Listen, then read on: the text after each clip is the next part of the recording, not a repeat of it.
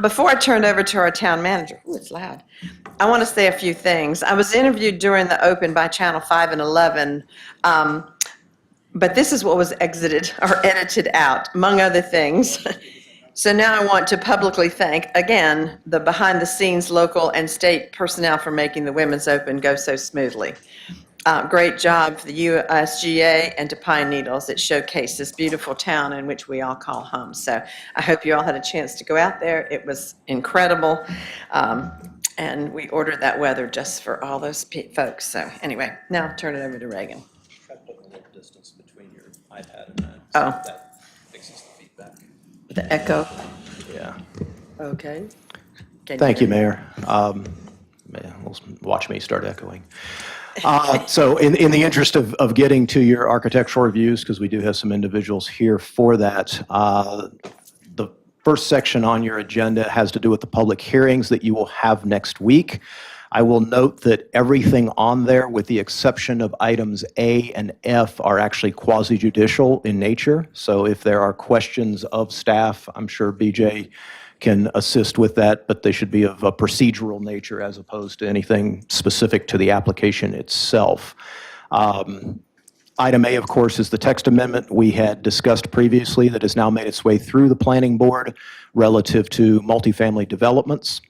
And I wanted to also offer, and BJ can provide additional detail if necessary, but the planning office did receive a request from both the applicant on PD 0422 St. John Paul, received requests from both the applicant and the, I'll call it the opposition party or attorney representing some of those residents, that be continued to next month. So because it's a continuation, you'll simply open that continuation, and then if council's in agreement, since both parties are in agreement, they wish to continue working toward resolution of their differences, you'll simply be moving that to your regular business meeting in July next month. So there will be nothing to be heard on that particular item. Relative to item F, your second public hearing of the annual budget, that will be an abbreviated version of the presentation that I made last month. There are no changes as of the moment. We'll have some discussion a little bit later on around some rec fees and things that honestly probably are not going to change that final budget regardless of which way you land on it. But otherwise, there have been no changes since the May public hearing.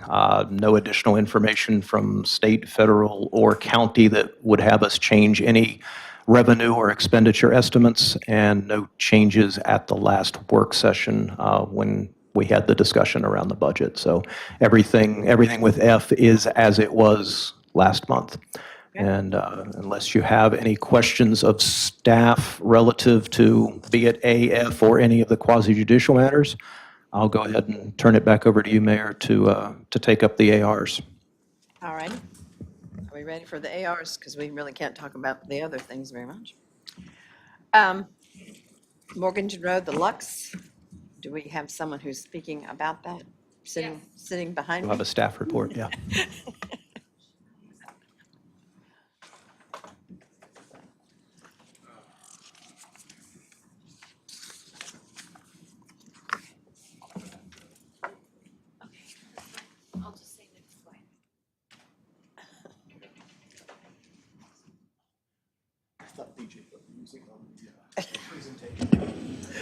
Advance the slides and go back. And I can't turn it into presentation mode because it's the wrong screen. That's okay.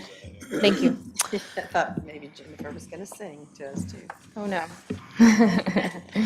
Hi, Jennifer Hunt, Planner 1 with the Town of Southern Pines, and I will be presenting the Lux, which is known internally as AR 1422.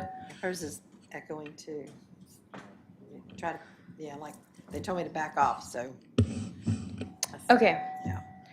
Is that better? No. Is that better? That's actually better. Okay. It is better. They just didn't want me to be so close. Okay. So this is a 90-unit apartment complex consisting of 3 30-unit buildings and six 5-bay garages located in the planned development known as Morganton Park North. And this is an aerial image showing where this property is located. It is located it's outlined in red between South Carlisle Street and Patriot Boulevard. This is the front elevation. This is the side elevation. The left side mirrors the right side. This is the rear elevation. This is the front elevation and the right and left elevation of the garage. This is the rear elevation and the left and right elevation of the garage. This shows you the exterior building materials. All of this is in your packet also, by the way.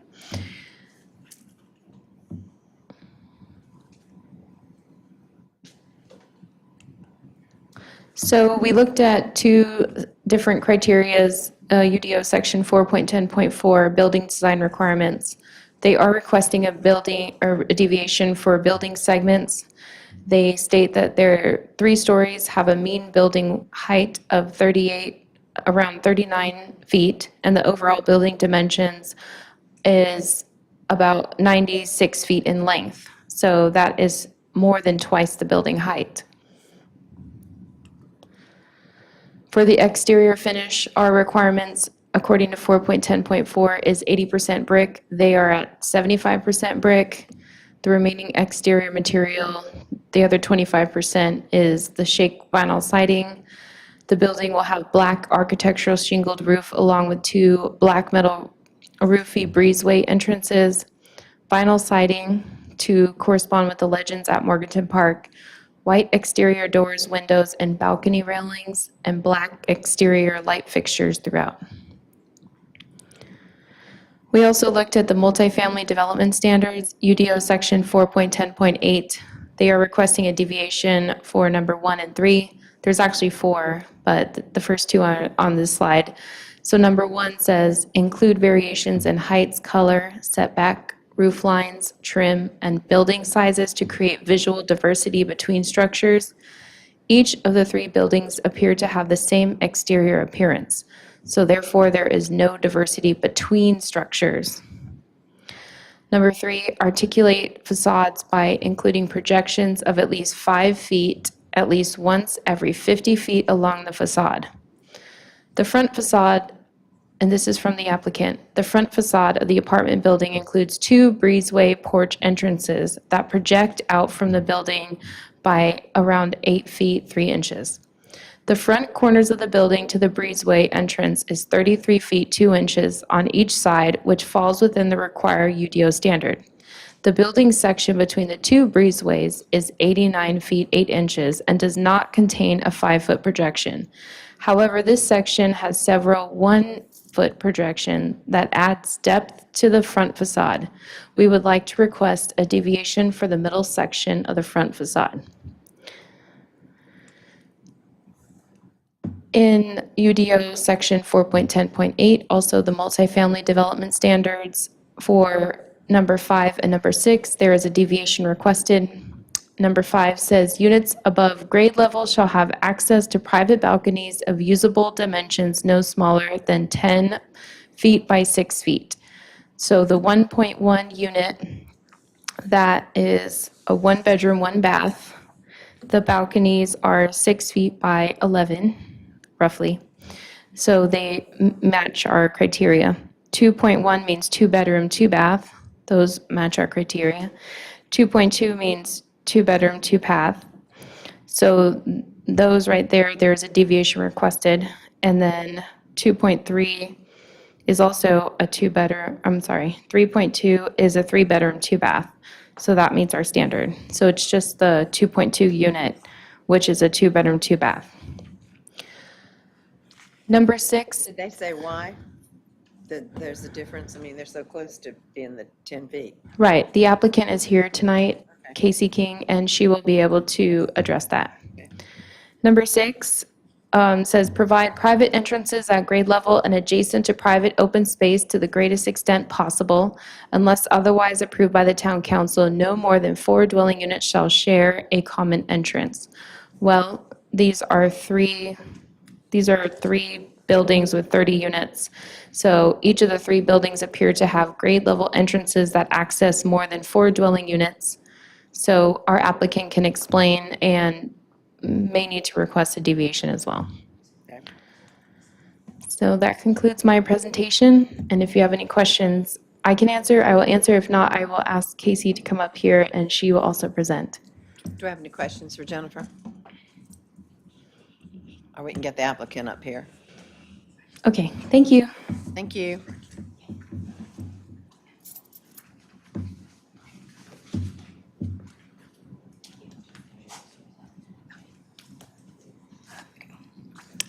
Hello, I'm Casey King. I work for Cavanis and Cates, and we are the general contractors and owners of the Lux at Morganton Park.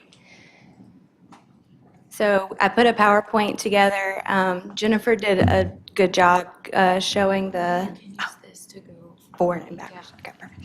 Okay, so she obviously showed our colored elevations for the units, the 30-unit buildings, as well as our garages. So you guys have seen this as well. These, like Jennifer said, are our exterior color selections for the buildings as well as the garages. I also have physical samples of our vinyl siding colors if anybody would like to look at those as well. So the first deviation request that Jennifer talked about was 4.1081, which is the variation in height, color, setbacks, and roof lines between the structures. So we are only building 3 buildings, and our plan is for each of those apartment buildings to have the same exterior elevation. However, you can see from the site plan that the buildings are oriented differently. So if you come in from South Carlisle, you'll see the front of the building and some of the side, and possibly the back of building 2. If you come in from the Legends, because we have a road that connects between the 2 communities, you'll see a side elevation. So we'd like to request a deviation in hopes that this orientation still creates a diverse look. Our garages are also all the same building plan, and they are similar to the apartments. However, they are only 1 story. The second deviation request that Jennifer talked about was a 5-foot projection every 50 feet along the front facade. So as you can see, our 2 breezeway entrances, the roof comes out about 8 feet 3 or 5 inches. This middle section is the section that isn't currently within the UDO standard. However, you can see our patios are inset by 1 foot. So we do have some depth along that center corridor. It's just not 5 feet.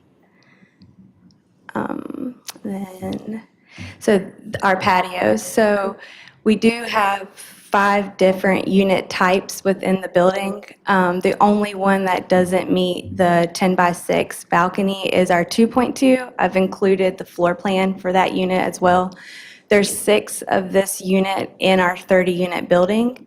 This unit actually sits in the middle of the building, which is why the balcony is slightly smaller than the rest. The heated square footage is 52 square feet, so only about 8 feet less than the required 60. And the gross heated square footage of that unit is 1,293, which we feel is, adequate, even though the balcony is slightly smaller. So can you go back to one Sure. of the original pictures and show me where that 2.2 unit would be on the picture, please? Actually, so this actually might give you a better layout. So you can see that 2.2 is on the rear of the building that flank the 1 bedroom. And they are also flanked by the breezeways.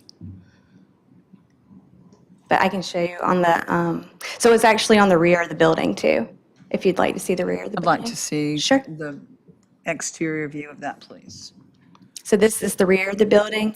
You'll see that if you go from the breezeways over towards the center, it'll be those balconies on each side. The middle balcony is a 1 bedroom. And we do double patio doors, so it is a lot of glass as well.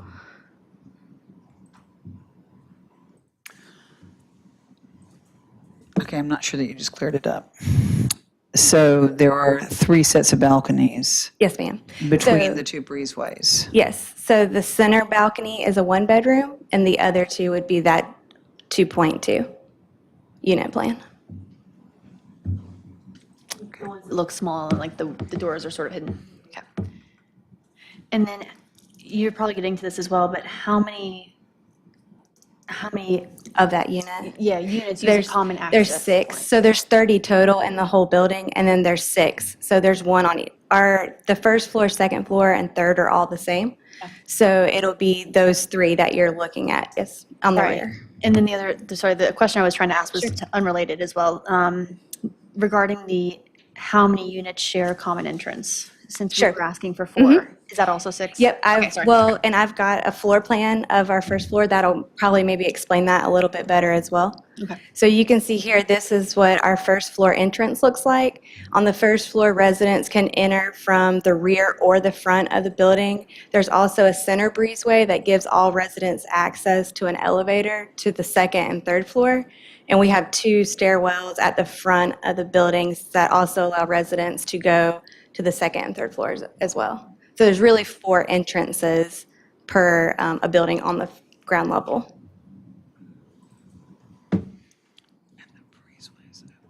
And the breezeway is, as it's indicated, it's a breezeway, it's open space? Yes, ma'am. It's open. So there's no covering that entrance? So you'll walk in, and if right where the stairwell, if there's a little dotted line, that there is a roof that goes there. So the front of the stairwell, it's open above, but it will be, the center breezeway is roofed. It's, I think, 10 feet. It'll be covered. So you'll come in through open air, and then it turns into a corridor, essentially. Say that again. The center breezeway is roofed. Yes, so it's the same height between each building, which our buildings are, they're 9 feet, our units, so probably 10 feet in the breezeway. But if you look on the And when rears, you say 10 feet, are you talking about the height of the roof? What are you referring to? not 9 feet to the height, and then, yeah, it would be 9, because our units are 9. The So- units are 9 feet. Yes, ma'am. Tell me what you meant by 10 feet. I was thinking of with the truss. So each floor is 10 feet, but the roof would sit a foot below, so it would be 9. Unfortunately, we haven't built this building plan yet, or I would have included some pictures of our breezeways. And again, that's open space on either end? That's Yes, ma'am. Yes. So that's literally air coming through all Yes, ma'am. seasons? Yes, ma'am.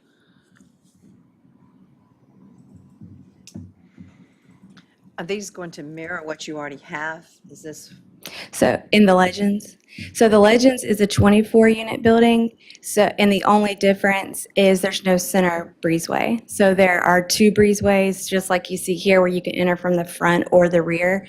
There's just not a center breezeway. This is a little bit of a larger building, which is why the center breezeway is there to access the 2 units that are internal.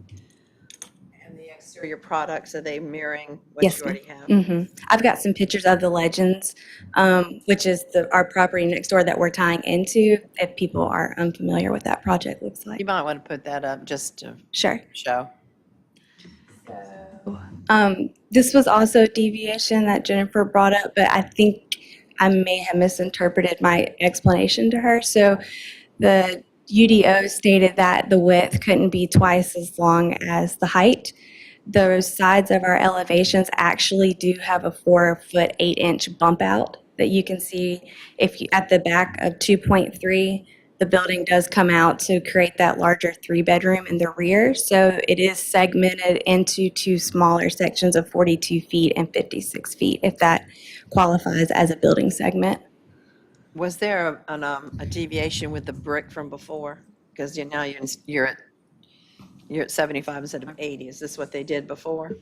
I believe so. So this picture right here is of the Legends, and those buildings are similar to ours, where the side elevations are 100% brick, as well as the rear of the building. And the front is a mixture, as you can see from the picture, brick or stone, and then the vinyl, which is shake and a board and batten. So we tried to correspond that with these buildings in color and in material style as well. Does anyone remember if there was a deviation before that was approved? I don't offhand. Yeah, I could, we completed, yeah. Smaller, right, right. Those are a 24-unit building, while the Lux will be a 30, so these buildings are slightly smaller. Okay. So this is a picture of, excuse me, it says the Lux up there, but this is the Legend, so that's our 24-unit building we built there, as well as the 5-bay garage. And then, so Jennifer included one of these, but I also wanted to show, this is why we took great effort to correspond the two projects together, because they do sit so closely. And residents from the Lux will have access to all of the amenities that are in the Legends and vice versa. So it'll be one large cohesive apartment community. It seems to me that the deviations you're asking for are, you're putting more units with the same number of breezeways, you're getting more units, which is causing balcony issue, and you're putting more units, which is creating this, we're not getting the setback that we want. I feel like you're trying to get too much into one building, and the deviations are not like something here and something there and something over here. It's sort of all in that center portion of these buildings, and I feel like it's going to make the buildings look really large.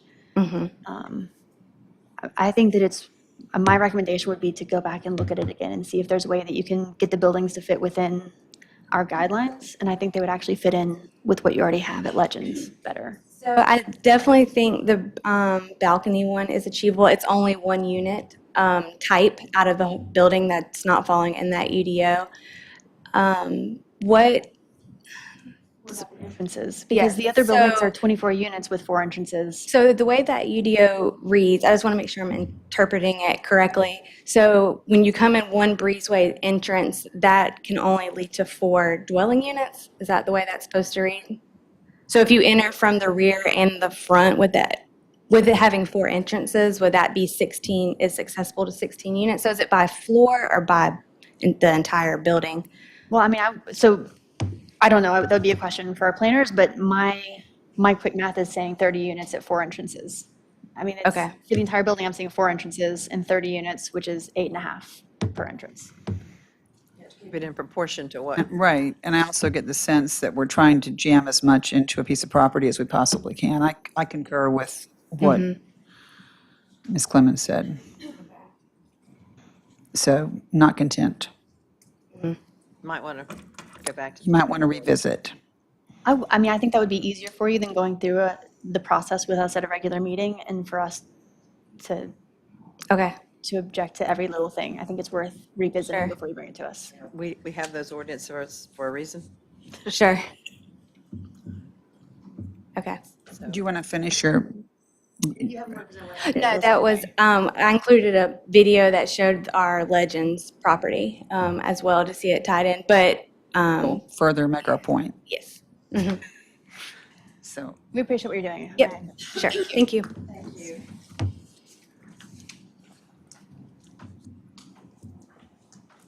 All right, let me go back to the.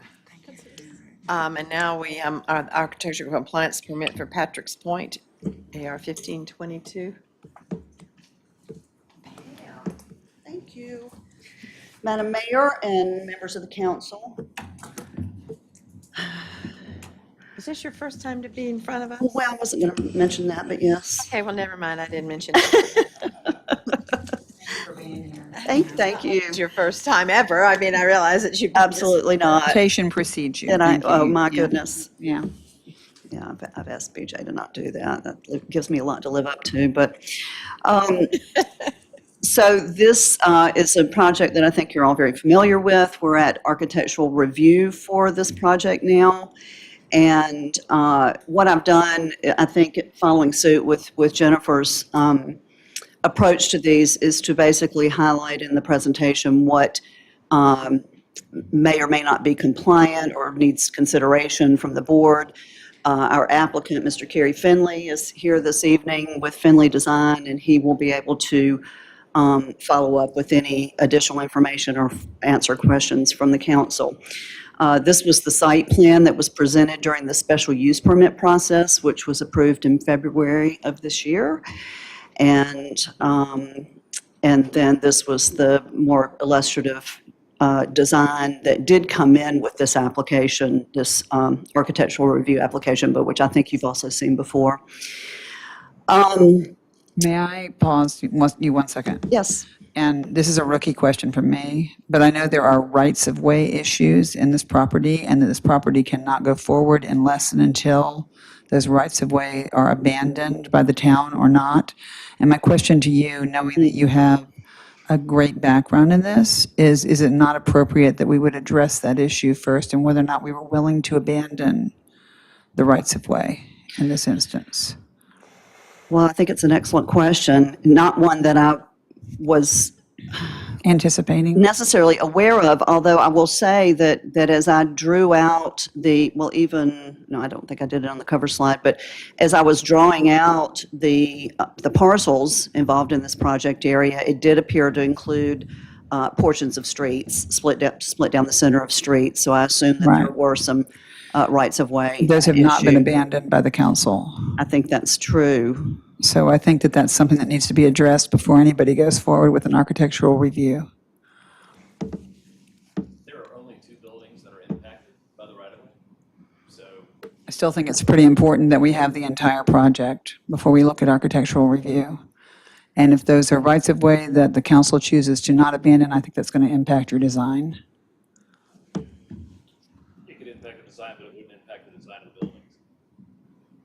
I'd be interested in seeing it with the impacted design if we did not forfeit the rights-of-way. Go ahead. Again, council's determination to move forward or not with architectural review based upon those right-of-ways is entirely a council call.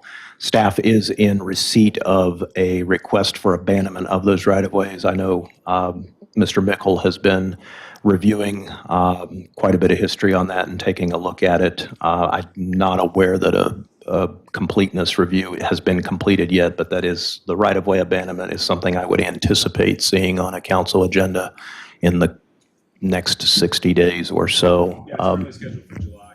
Thank you, It's BJ. putting the cart before the horse, though, to go ahead with architectural review before we know what piece of land they're dealing with. It seems like that determination needs to be made prior to, I mean, it may impact the number of units that they can build if we don't forfeit the rights-of-way.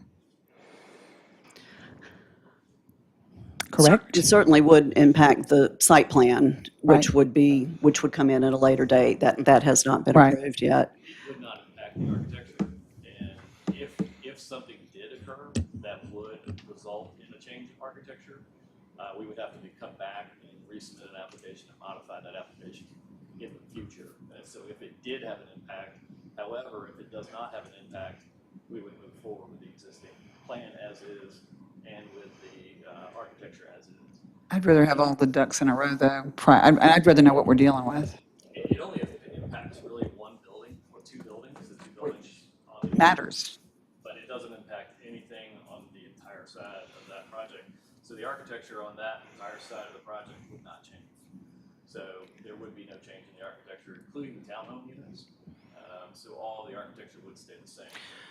The architecture, I don't know why the architecture would change as a result of fewer buildings. The architecture, character, et cetera, would not change. It would not change. Switch out building type, yeah, so. Well, I have no problem with moving forward just to hear what they have to say, since they've got everybody here, and then we'll have more knowledge when we do get to that point. Are you fine with that, Taylor? Okay. Are you fine? Are you know? I'm not fine. I'm not fine with it, and I think that it's pretty important that we make the decision that would determine the site. 3 have said it's fine, so Right. I think you can just move forward, but let Pam finish. Okay.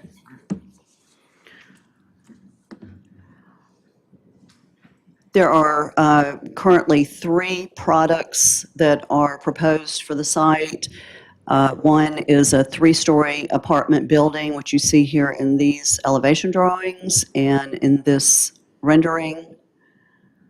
The second product type is what I have termed a townhome-style apartment building, which may be only my term that I've applied to it, but it could also be just considered a 2-story apartment building, and that is shown in these elevations and in this rendering. And then lastly, there is a clubhouse/leasing office, which we also have been provided elevation drawings and a rendering of. There's also to be a commercial building on the property. Has there been a rendering of that offered? No, not yet, is there? There's no plan for that building at this point. It's interesting. It's a parcel that's being created as part of this application. And at such time as commercial building would come in for that, a commercial building plan would come back through for architectural plans permit. Okay. So just quickly, sort of a recap, and this was what I was speaking of as I was drawing the outline here and realizing that we were, it appeared to be following the center line of some of the streets. Approved as a special use permit in February of this year. This is important for a point that will come up in just a couple of slides, which is that it did not require rezoning. The current zoning is office service and residential mixed housing. The residential mixed housing obviously does allow multifamily, as does the OS district, which states medium-density residential uses are allowed there. The property is also located mostly within the Urban Transition Highway Corridor Overlay District, which you see in a hatch pattern overlaid on the site here in this slide. The points that I wanted to bring to the council's attention, and I won't read these, and I don't expect you to, have quoted from the UDO what those standards are, and I believe Jennifer covered some of these in her presentation regarding the exterior finish or the building materials. And we have in the final bullet point the results of where we are now, which is only one of the product types and only one facade or the 2 side facades of those buildings are currently compliant with this. No more than 20% of basically non-brick materials exclusive of doors and windows. Now, I will say that I do not have the dimensions on the doors, so this information comes from the applicant himself as far as these percentages. The second item I wanted to make sure that you were aware of has to do with windows, and that on the lower elevations of the street-facing facades, that windows and doors comprise at least 25% of those facades. And I do not have the door dimensions, and so not certain at this time whether whether the proposal is compliant with this standard, and Mr. Finley can maybe help shed some light on that in just a moment. And the reason that you can't determine whether or not it complies is because you don't have measurements? Is that? Correct.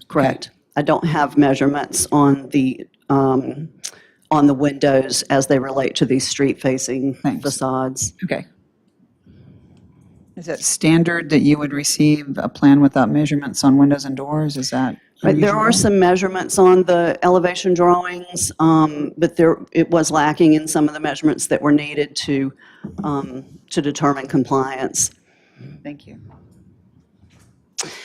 And then in our multifamily development building design standards, and Jennifer did touch on this in her presentation as well, is this projection of at least 5 feet once every 50 feet along the facade.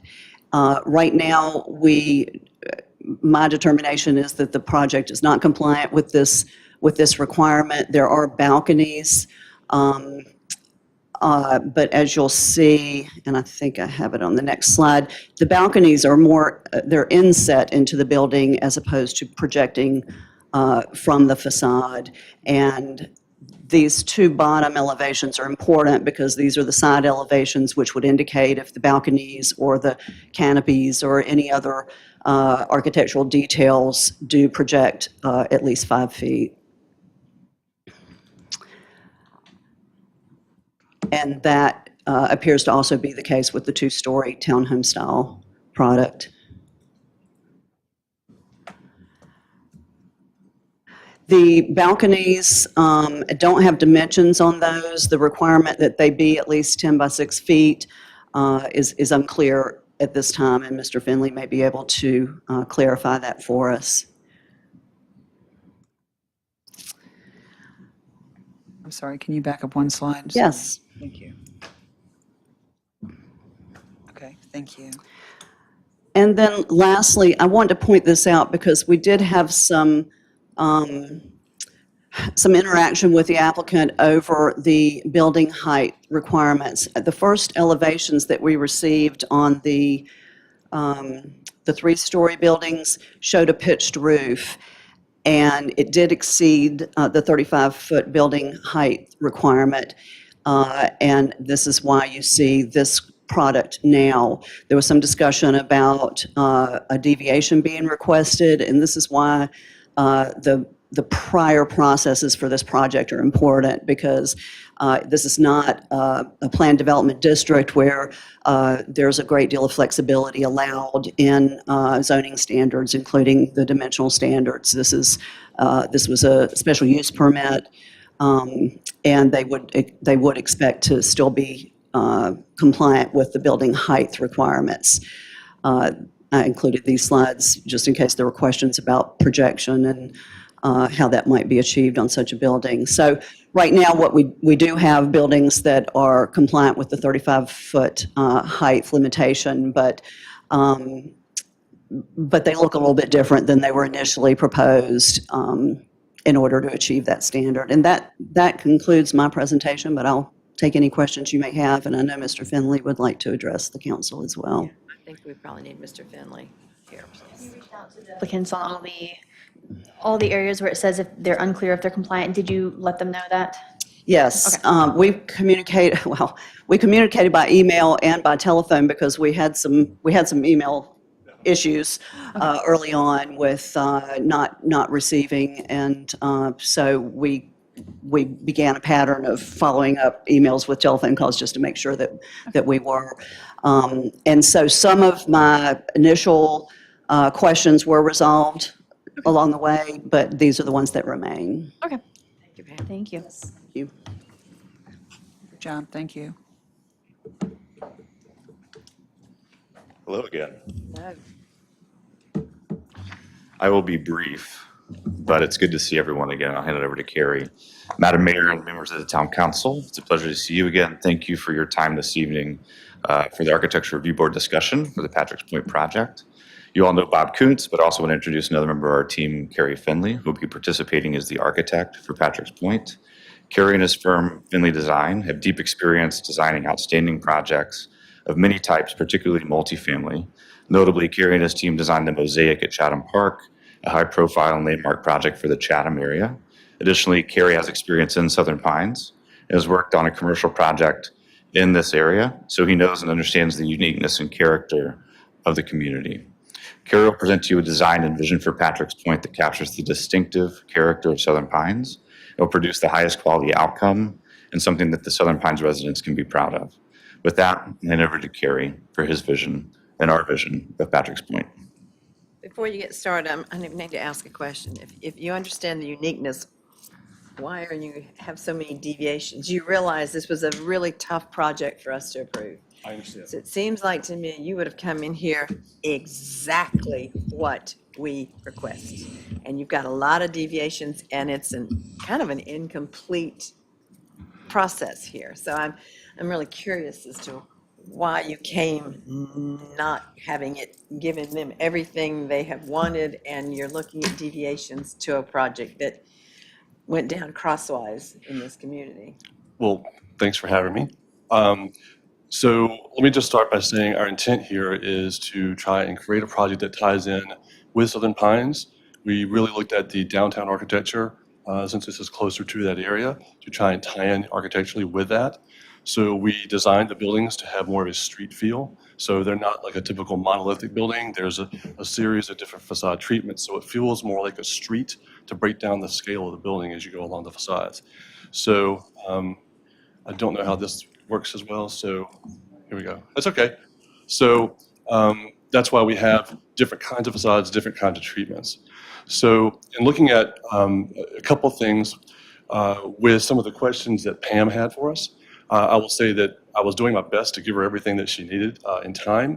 The 35-foot requirement came up very late in this process for us. We managed to go ahead and make the changes so we can be in compliance with that requirement as far as the building height. Let me just be clear. Yes. Building height was 35 feet, shown 4 places on the No. special certificate application. My awareness of it, Okay. yeah, so I Yeah, apologize. I was about to say, it was very clear. There was a misunderstanding, I this think, end. about the ability to deviate from that, and when it became clear that we could not, Be we, clear, it wasn't us telling No, you no, no. last minute, it's 35 feet. no, the planning team has been great to work with so far for us. So, in talking to Pam about some of the questions she had on the elevations, on the door requirement, we did include the doors in the calculations for the windows. So I misunderstood that she wanted the specific sizes of the doors. So I had addressed it, but just in a different way than I think she was looking for. So I would have actually provided that if I'd known that was exactly it. So it was just a miscommunication, I guess, on my part in giving that information to her. We did try to provide the dimensional information on the elevations to show, since the windows are very typical in size, to make sure those are kind of clear. If she needs more additional dimensional information, we can obviously provide that. In looking at the 5-foot projection, I thought that the balcony, the fact that the balconies were recessed by 6 feet would be a way that that could be in compliance. So I think about the day or two before, we talked with Pam about this, and she said that that would not be considered compliant. So we had designed the breezeways to have about a 2-foot projection, which we just like the way it looked more visually. So we can extend those to 5 feet. That's not a problem for us to do that at all. So we want to be in compliance as far as those kinds of things go. So we can stipulate to do that if you like. I personally think the building looks kind of nice without that, with a little bit shallower breezeways. But again, we want to make sure that you guys are happy with that in general. As far as some of the brick and some of the materials, we've looked at a lot of the other developments in the area and looked at what was commensurate with some of the brick. So some of them were closer to this as far as where we were as percentage. A lot of them were more sort of 50%, sometimes a little less, sometimes a little more. We basically looked at that as trying to have something we thought was less institutional in character. We have these townhouses behind us at Village Green, which have a more lap siding and kind of character to them. And being sensitive of that, we're trying to tie these buildings in as much as we can with that character and be respectful of that. So by breaking the scale of the buildings down, by using materials that are closer to that, that was a conscious effort on our part to be more contextual in how we're designing the project so it fits more in not only with downtown, but with the direct surroundings around the buildings. Compliant. Not compliant. So There's your ticket, compliance. So talk me through the varied, diverse fronts here. We have brick, we have, go back to your picture, thank you. We have brick, we have vinyl siding, is that correct? No, we have fiber cement siding. Okay. So it's a much more durable finish than vinyl. All right, so we have brick, then we have, it's a polite way of saying concrete, right? It's pretty plain. Okay, thank you. And then we have anything else there? No, we have basically, we have a few different colors of brick. We have the siding colors as well. Again, trying to create some diversity so that these feel Right, like. I understand your argument. Tell me which one of those two items are more expensive? Well, the brick's more expensive, Thank you, that's all I need. but that was That's not. fine. No. But let me just, So that was not the reason compliance. behind our intent. Our Right. intent was really purely from a design standpoint. Right. To try and look at something that was contextual, that we thought would feel a little bit lighter, that would, help just to fit in better with the community. Right. That was not a cost consideration for And us. it's not compliant, and it's not brick, which would be understand. the more expensive of the It is. two items. And you understand that Village Green is right beside this, And do you understand how old that community is? Yes, I do. How old is it? I don't know if specifically how old it is. They're about to celebrate their 50th anniversary. Saturday, So I would say doesn't matter. it doesn't matter. So Party stop did with not that one. exist Not buying 50 that years ago. argument. Don't mean to be rude, but I'm not buying that argument. So I would suggest that it's important that it be compliant, and if the UDO calls for 80% brick, then I would like to see 80% brick. Again, what I will say is I'm being very straight and honest with you That's about great. I am too. about our approach. No, but I wouldn't sit here and try and tell you that, we were trying to be cheap. That was not the intent. I mean, we really focus on quality of design and trying to be contextual in what we're doing. And that really was honestly what we were trying to do with the project. Nothing more than that. There's no other sort of agenda other than that from our standpoint. Just to tell you, this project is probably under the biggest microscope ever. I understand. So, and so are we probably at this point. Yes. So it needs to be as compliant as you can possibly get when you come back to us. Okay. And now that you understand. No, what it needs they to be want, totally compliant. There's no Well, reason yes. for it to not be totally compliant. So- Don't misunderstand. So now that you'll have a relationship and you understand what they want and you understand so now that you're all speaking the same language. Yeah. Then you can probably. Let's not talk about deviations. Yeah, it needs to be spot on. And I think that the right-of-way issue should be addressed and determined and see whether or not that impacts. I understand that's not your bailiwick. I get that. Yeah, we've already made that decision to move forward, so that's what we're doing. If I could interject a question. What would be more important, I guess, to the council, because it's a collective decision, that we come up with the best design that in some ways, with your permission, does deviate, or one that strictly adheres, but doesn't look as good? I'm just Why can't you wondering. do both? Why can't you be compliant and Architecturally yeah, why can't you? sympathetic to the town. Why can't you do both? Because everybody else, there's a lot of, people are beating our doors down here, and everybody else has been both, and that's sort of what we expect for you all to do too. I guess when we've looked at these for some of the design, we looked at a lot more comparable projects. We looked at these, and those, when we got into this, were more of the plan developments where they had specific deviations that were requested as part of that process, which wasn't really something we had as part of ours. So I think from my standpoint, looking at these, there is something more approachable in character to siding and trim and things of that nature that brick just doesn't achieve on a residential perspective.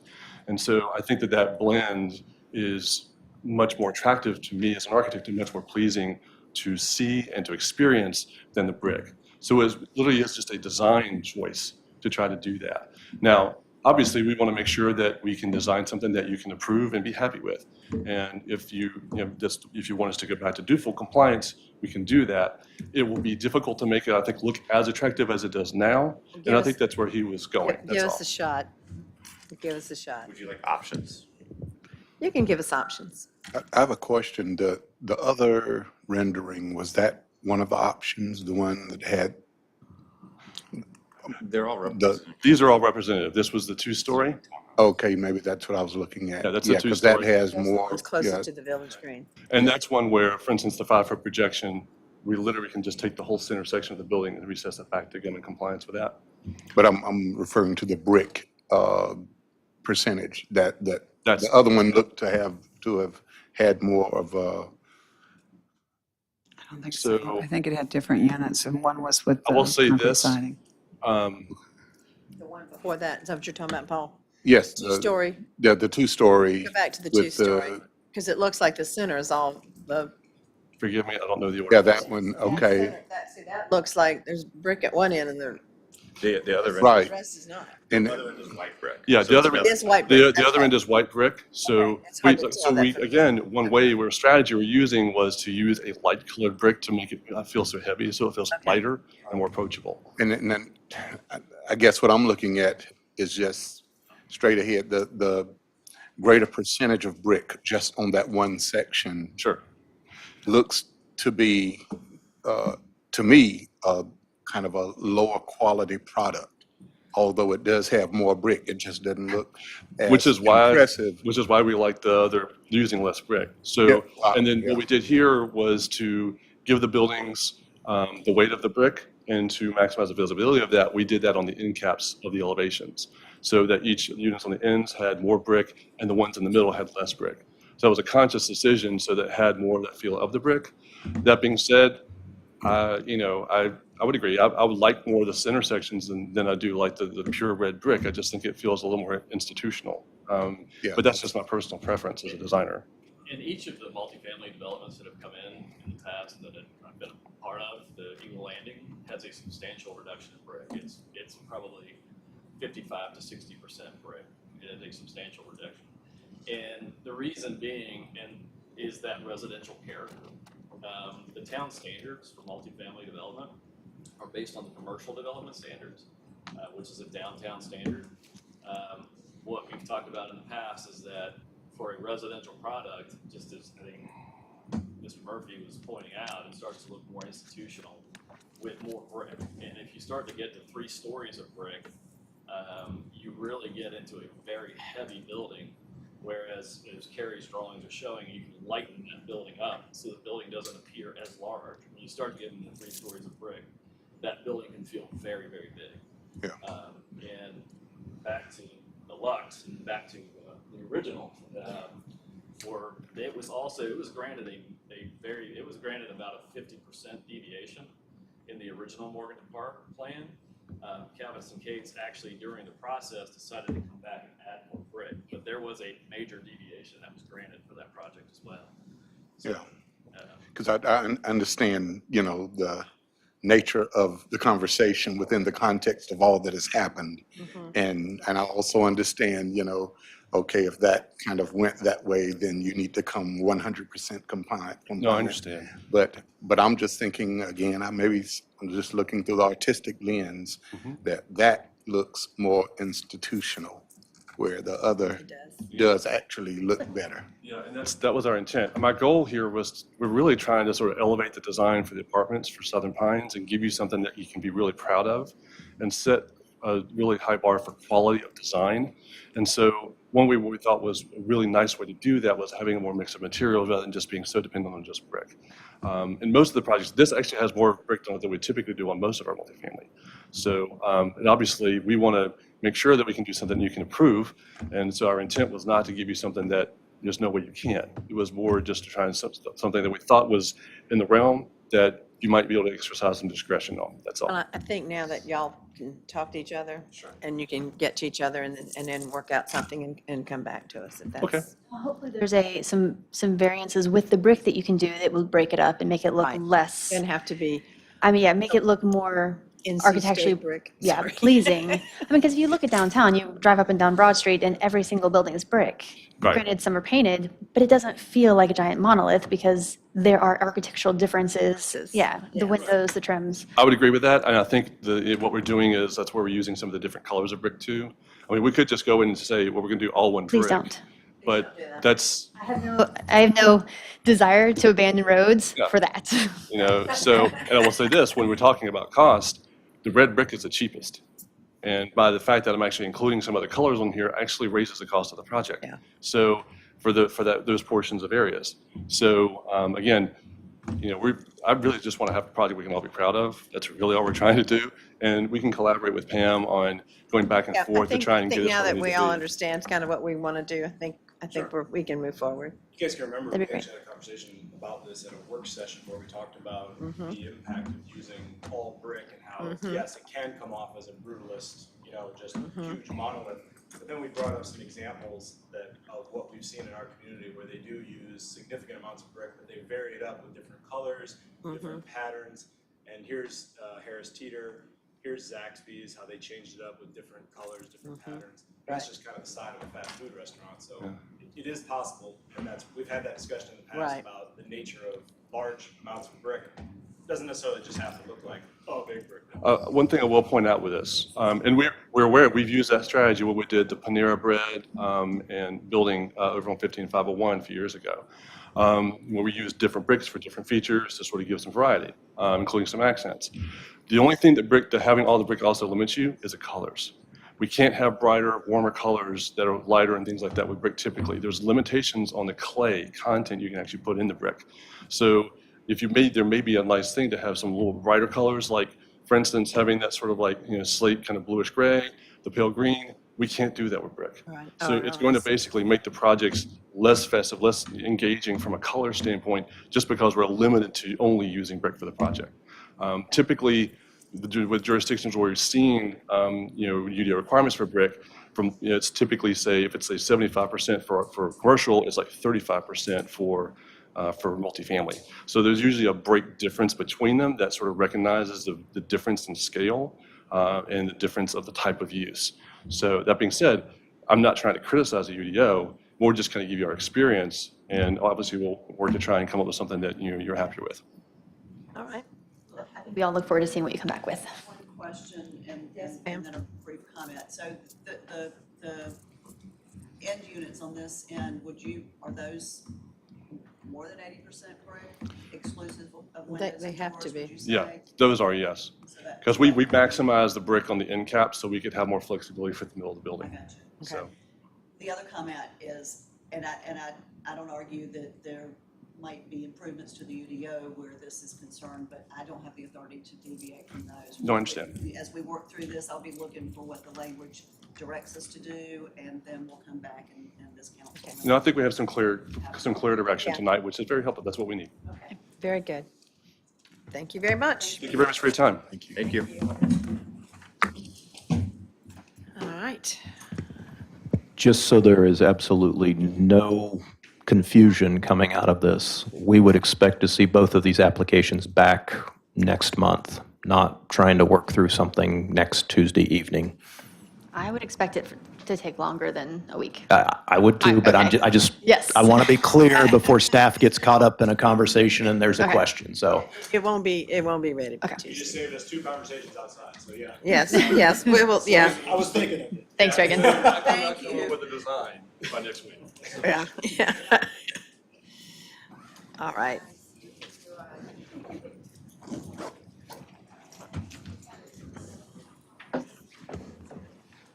Thank you all. Okay, the next is the demolition of 891 West Pennsylvania.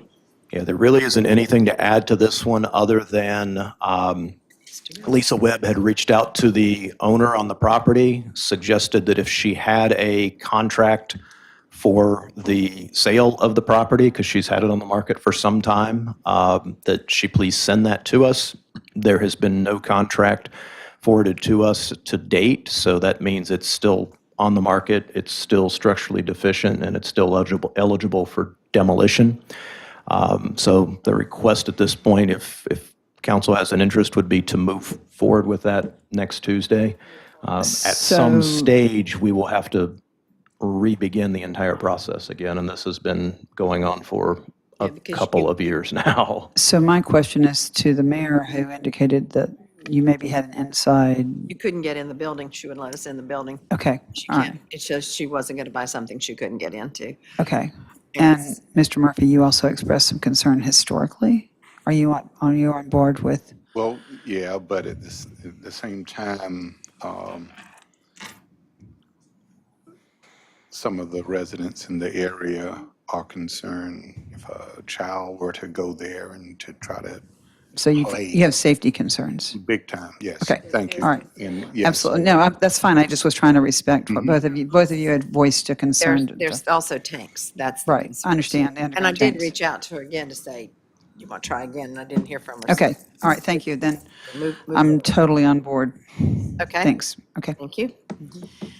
The next thing is 76 Ridge Street, the watershed protection. You got this one, BJ, or does somebody on staff? Yeah, we can talk about this one real quick. This is simply a request for 3/10 of an acre of 570 exemption allocation. This is a newly created lot, and I believe the applicants want to cover some additional property in order to put in a pool in the backyard. And they're here. The pool people are waving to us, yeah. Yeah, Oh, okay. Just some quick numbers, this would be reducing just under 3/10 of an acre from the Little River intake number 2. And we would have 539.19 acres left in that watershed if this is granted. Do you understand that, pool people? Do you know what he's talking about?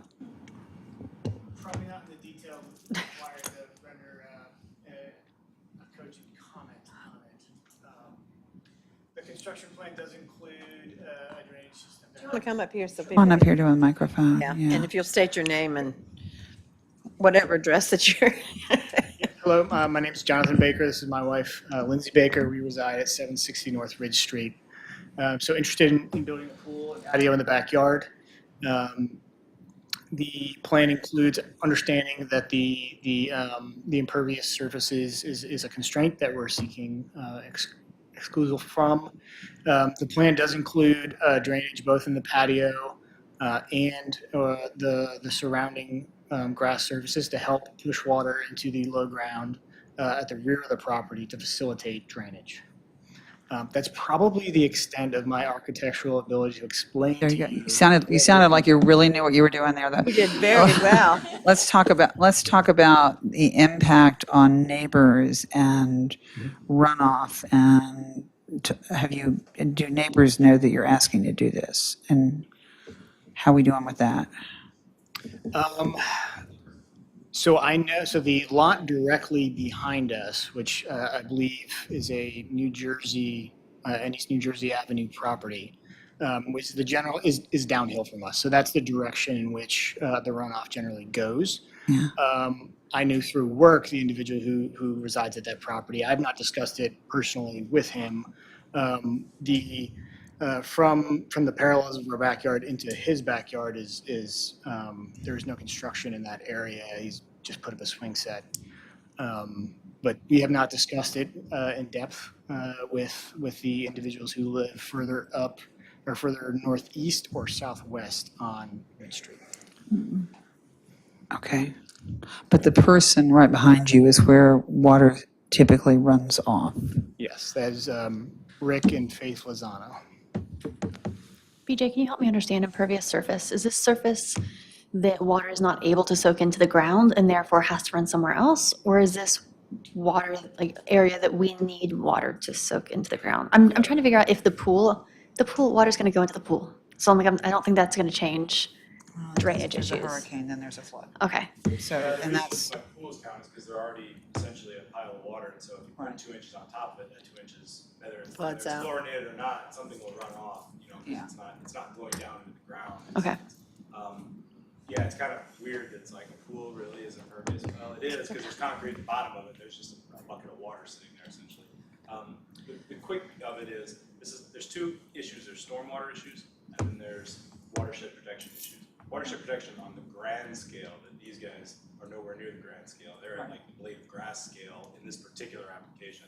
The grand scale is with a 570 exemption allocation, jurisdictions that have a high quality watershed are allowed to cover up to 5% of the jurisdiction with 70% built upon area. right. So you have that calculation where you say how much of our jurisdiction within the high quality watershed is 5%. In this case, you come up with a number like this 500 number. And then of that, you can take 70%, you can take of that 500, you can begin to allocate that to where you want the 70% to be. On a larger scale than this project, usually that would wind up, you'd want to put your built upon area into areas that you want to see develop more densely. You don't want to allocate 30 acres at the edge of your jurisdiction of exemption allocation and have it be covered up. The bit of the hang up here is that when a building permit application comes in certain areas, if it's a new lot, and that's a critical component because there's a lot of existing lots this doesn't apply to. If it's pre-1996, this doesn't apply. You can go up to 70% right off the bat. But if the lot has been created since 1996, then it counts. And so that's the case here. We looked at the building permit, we saw, oh man, this patio and this pool and everything is going to make it go over 24%. There's also a lot, 24% is what you can do up to. And a lot of houses plus driveway plus garage on a decent sized lot, it's at or under 24%, so you don't see this. When somebody's got a tight lot, plus they're covering a fair bit, and that's not a commentary on these guys, like they're doing something crazy. It's just that, yeah, it winds up going over 24%. Our office flags it, and it's a thing where we have to account for all this. When our program gets audited, these are the types of things you want to show, like, hey, look, we're doing our best to comply. because that's one final comment, and I promise I'll stop. No, you're fine. Again, because you're dealing with a grand scale, it's really hard to get everything just right. And we get calls all the time like, hey, if I put in a flagpole with a base, I mean, really, and it's just like, oh gosh, you're like technically, but, so the best thing you can do is just do your best to administer the watershed protection ordinance and comply with state water supply watershed regulations.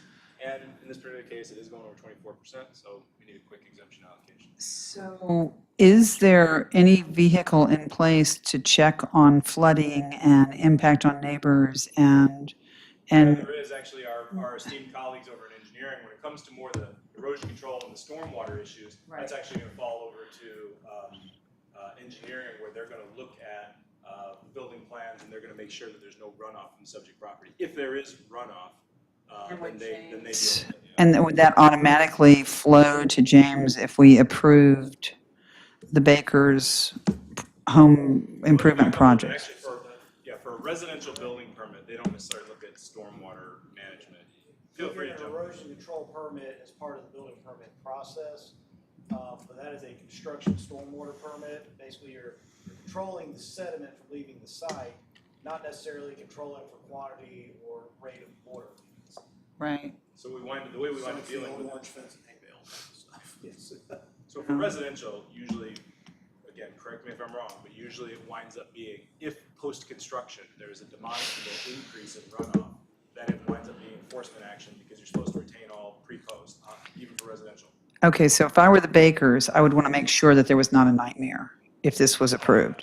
So what would they logically need to do in order to assure that there's not going to be a runoff problem and they're not going to be sued by their neighbors who suddenly have a pool emptied in there? It sounds like they're doing it. You mentioned that your construction documents do account for this additional, and the runoff from it will be, you said it's something, there's an underground mechanism for it to be essentially Yes. put underground. Yes, and there currently is, we have drainage covers in our front yard, in our backyard currently, just to assist with this. So the pool would tie into that system. So where does that drain to? Ma'am, I couldn't really explain that to you. It'd be really cool to know that, though, Mr. Baker. Okay. Yeah, I mean, you understand my concern, though, is that it'd be great if you weren't sued for flooding your neighbor's yard or basement or home or, So do we look to approve this now, or no? No, it should be on your agenda. On agenda? And they don't need to come back, right? well, they might if we want them to come, yeah. Do you want to talk to your Does it make sense for you to talk to your neighbor and to double check the drainage and to make sure you don't have a potential nightmare on your hands? Absolutely, we'll talk with the Lozanos. I don't foresee, just understanding him and his perspective, that there's a problem. I'm more like, okay, from a structural civil engineering piece, from the builders, what can we provide? What would answer the mail to facilitate closing the loop on the drainage? I honestly don't have a big problem with approving what we need to approve, but I just foresee a nightmare if we don't at least address the issue. If you don't know where your drainage system drains, it would probably be a pretty cool thing to figure out between now and the next meeting. Just saying. And I don't mean to make it difficult, but I have actually watched this happen to friends where a hurricane comes, their pool overflows, it goes into their neighbor's basement, and there's a pretty huge lawsuit that comes out of that. So it'd be better. That's not our job, Well, but, we don't have any basements, and thank God we don't have any hurricanes either, thank God.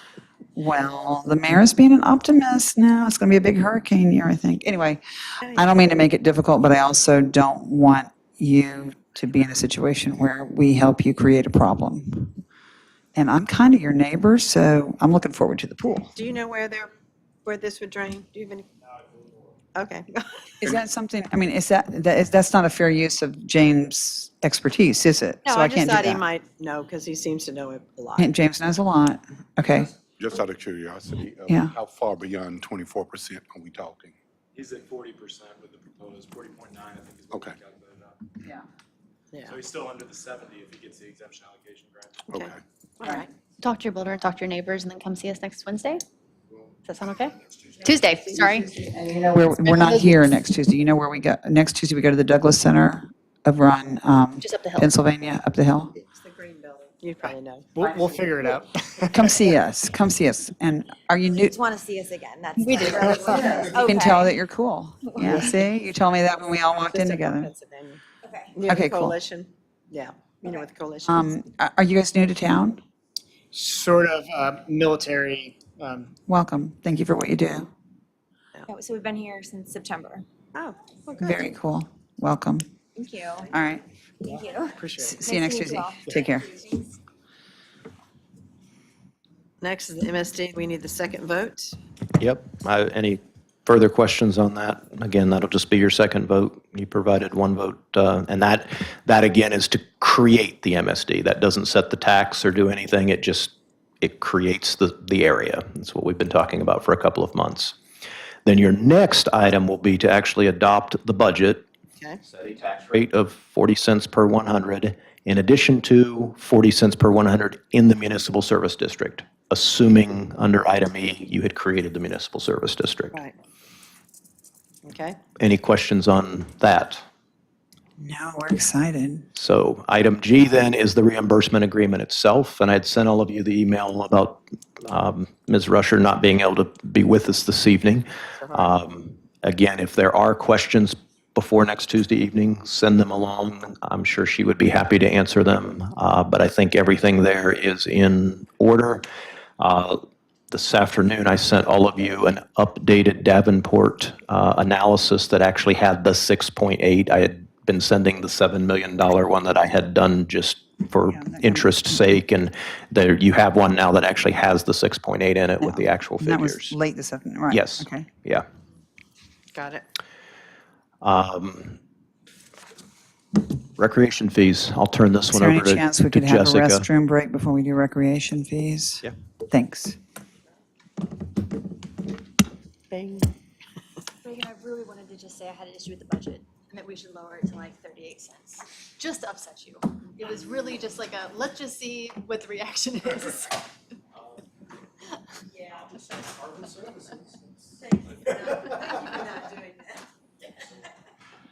I'll wait until next week. We'll mention it Tuesday. Bobby and I have really good draft. Are you serious? I'm serious. Thank you. I'm serious. I saw him walking way down in Aberdeen, near across from the Central Park groceries, the Harris Teeter. He was walking on the other side. He had a little tote, and so I pulled over and I said, where are you going? He goes, I'm just taking a walk. And I said, well, it looked real threatening. I said, looks like it's gonna rain. I said, I'm just gonna run in here to Aldi's for 10 minutes and I'll be happy to give you a lift back to Southern Pines. And he went, okay.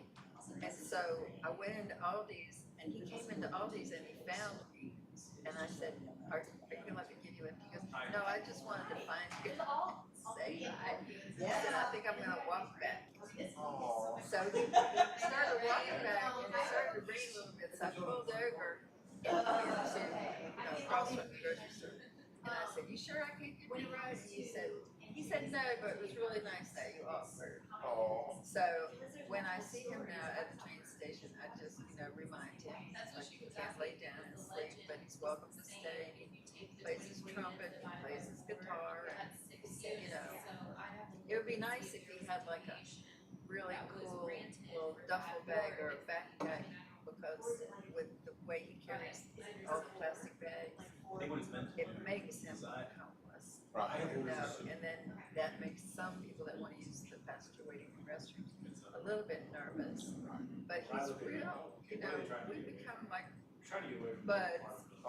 Yeah, so it's nice. I'm getting to know him. And I hear you, my sister.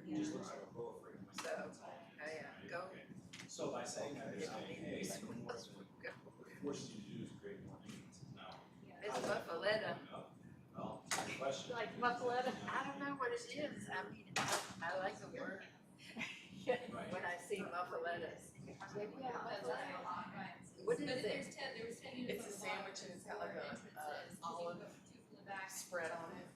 Where? Yeah, it's from New Orleans. Oh, see, I can't eat that because but that's why I ate it. Really so good.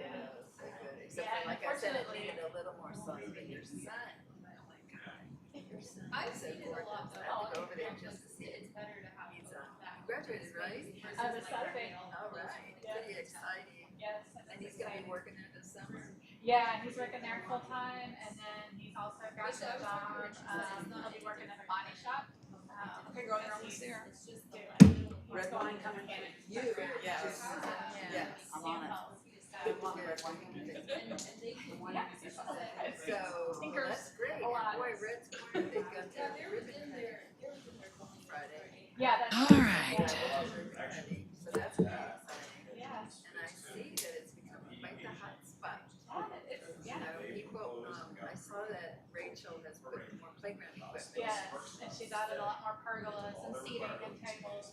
Yeah, she really has created a wholesome family fun spot. Yeah, it's a neat spot. I mean, people really enjoy being there. It's, you know, it's gotten a little better. I mean, you know, at first it was such the new thing. I thought maybe she was. I want to point that out. Oh, no, you're fine. I thought maybe she would move her little tiny espresso to create there, but on the weekends, it's a hot spot. Oh, yeah. Yeah, good for you guys. Yeah, we enjoy being there. It's, we almost kind of have like a new family now with the other trucks that are there. Well, and Adam. I'm just saying.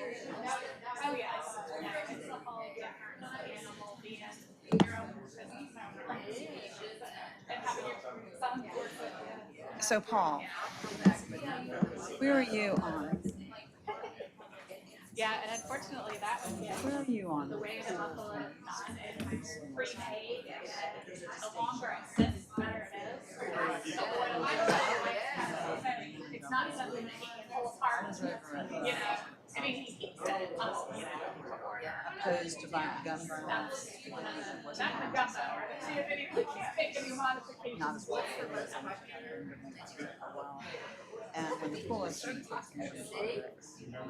they're killers. You had those? The shrimp tacos? You like shrimp? Oh my gosh, this is like, I think they have these. Well, I don't know when you last had them, When the first week we were okay, there. well, we got feedback from people on their pudding. Oh my Yeah, gosh. splash pad. Splash pad, thank you. And Yeah, it's so funny because I was like, put on to heal the people and do, you know, I mean, everybody likes tacos. Right, You know, you because it's not really a true Texas item. Some mornings it's just like, I just can't eat tacos today. I cannot eat tacos. Or you can still have them all lined up. Yeah, I recommend it. It was the first thing I ordered. I mean, it's not gonna, I try to make it vegetarian.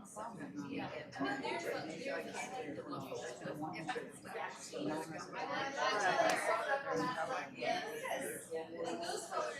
Yeah, it's funny, you know, the gumbo is really popular, and that's kind of, like, people don't understand, and they're not really eating about right, it's just, it trends, you know, like, some days, chicken sandwich, and I think the sandwich we celebrate too, and other days, it's just, I tried these guys while I was waiting, you know, since you wait for your orders, I had a beer. I can't remember the name. They're usually have this name or black. They work right across the street. Going towards Slicer. Oh, okay, yeah. He said, I said, but I need this over here. I said, we come here every day. Every day. To get their food. And they roast them. Now, it could be them, or it could be, war dogs. War dogs. Yeah. I think it's the one that she mentioned. That is war dog. Yeah, we learned war dogs. Yeah, We're just like right down the street from us, so you can clear neighborhood. I said, you must make a lot.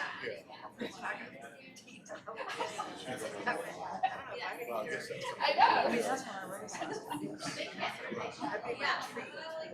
treated. And the other thing that's been selling real well is broth. Yes, I haven't had a chance to try that Thank yet. you. Yeah. That's good. It's like a rock. So you might be able to eat that. You're doing this shrimp. Crawfish is just like a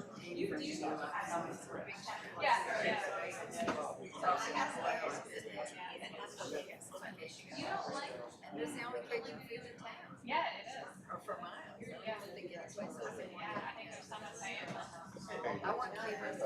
Doing good.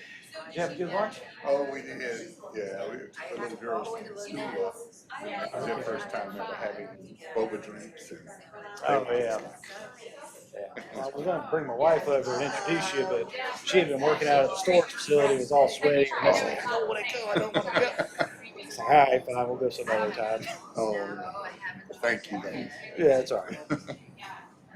I mean, you might like it, because there's probably, yeah, she and Adam share a kitchen, he kind of wanted her to go. Okay, It's really good. I'll try it, just because you say so.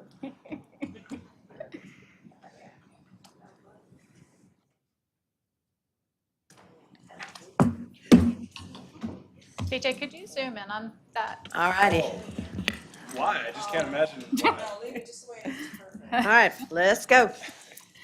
Okay, so I am coming back to you tonight with a follow-up from the last work session that we had, and we had talked about the recreation fees, and there was a request to look a little more at them and to provide an alternative schedule, which is what I have here. So if you look at that second column there, the alternate schedule, and then the next column is the original fee schedule that we had recommended. And those are just differences in resident fees, because there seemed to be consensus that we were not interested in any changes to non-resident pricing. So if you'll scroll down to the yellow highlights, there's a couple yellow highlights. And Okay.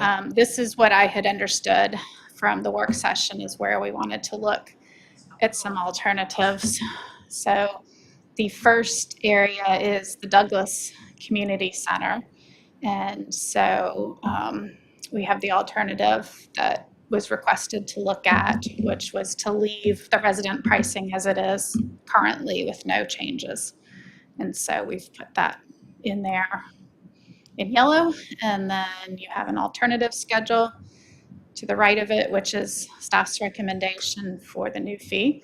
And then the same for the pool admission. Again, the request was to look at considering resident fees, keeping those the same.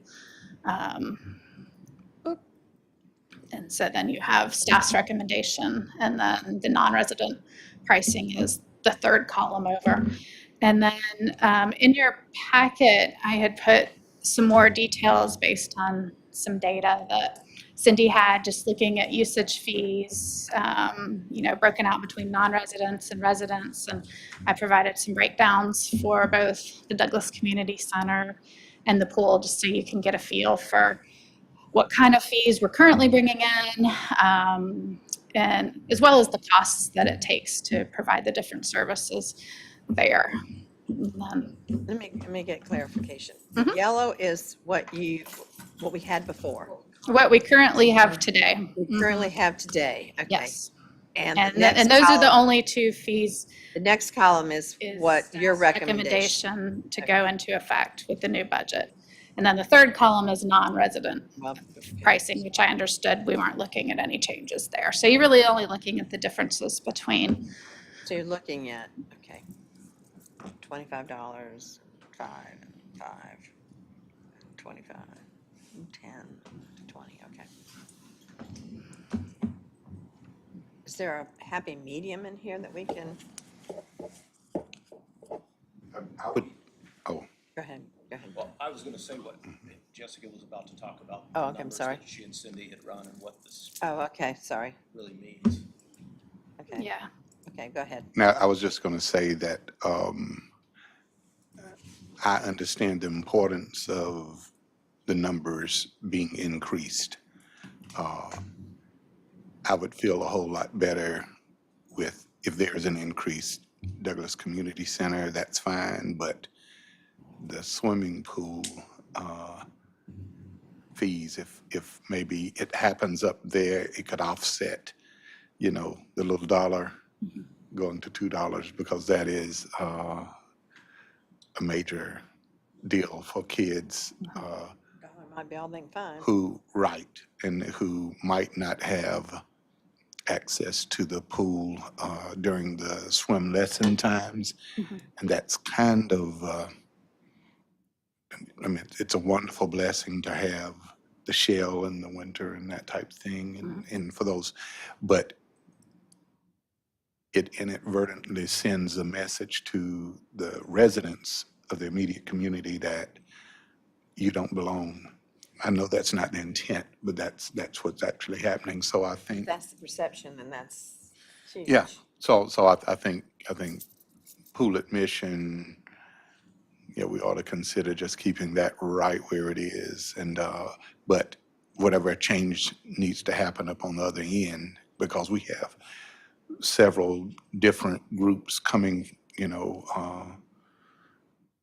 to use the Douglas Community Center. And usually when that's the case, they are not challenged with the financial issues as the little children are. So. Sure. If we keep the prices the same, can we still have the annual pass options? I don't know that it would logistically make sense. I mean, you might end up paying more for the annual pass than you would to just pay the individual fee. And then if we discounted the punch pass, to be relative to the current fees, yeah, I don't know. No, I don't think there's a need for the punch pass. I mean, I think the punch pass is good if we increase the price, but I'm okay with keeping it $1 and $2 where we are. And then doing the passes that we've shown in our column. I mean, So- I think it would be nice to have an annual pass if it's somebody who is living close by and they know they're going to be using it all the time. They're there every day. Yeah. I mean, because, if you And- go there every day, you get an annual pass. Yeah. And then we can do it for the summer or whatever the schedule is and see if people are using it. And if not, take the option away or change the options or whatever. Yeah, I mean, we were hoping, part of it's just convenience because at the pool, we only take cash. Yeah. And so, a lot of people just don't have cash. So if you buy this, it just makes it easier to go. So that was one reason that we wanted to offer it. And then in addition to, if you do truly go every day, it is more cost effective. And for somebody with young kids, it's something that you can go to like a grandparent and be like, this is what my child wants for Christmas or for the summer, like for birthday, a summer pass. Right, exactly. I think it would be nice to keep that in there, and I'm okay with not increasing the prices. I think Douglas Community Center, I would probably say increase them. I feel like it's still at a reasonable price. Yeah, you can't do that anywhere, as we know. One quick question. I think we've talked about this, the camp prices. If you buy the annual resident pass, it doesn't count towards camps. So today, the annual resident pass does count towards camps. And so this proposal gets rid of that annual resident pass and we just have resident, non-resident pricing. Okay. And then the other nice thing that it does for residents is we'll be opening up their registrations a week ahead of time, which would be very helpful with camps because we are on a waiting list for every single week right now. A significant waiting list, isn't it? Oh, yeah. Yeah. No, I don't know that we'll be able to. I mean, part of the problem is the staffing. Just, we can only offer as many spots as we know we have counselors for. So it's not necessarily our facility resources. If we could get more counselors, we could open those up. But How are we trying to get more counselors? I mean, what is our process of trying to find more folks to help us out here? Well, one of the things that we did was the increase in pay, which, I mean, we were not competitive in the past. We started at, $12 an hour now, is that what? I believe it's $12.50. We were originally at $9 an hour. And, with fast food and other places paying well beyond that, we're just not competitive. And so, and then the other thing that we've done is for returning both counselors and lifeguards, they get an annual increase to entice them to come back.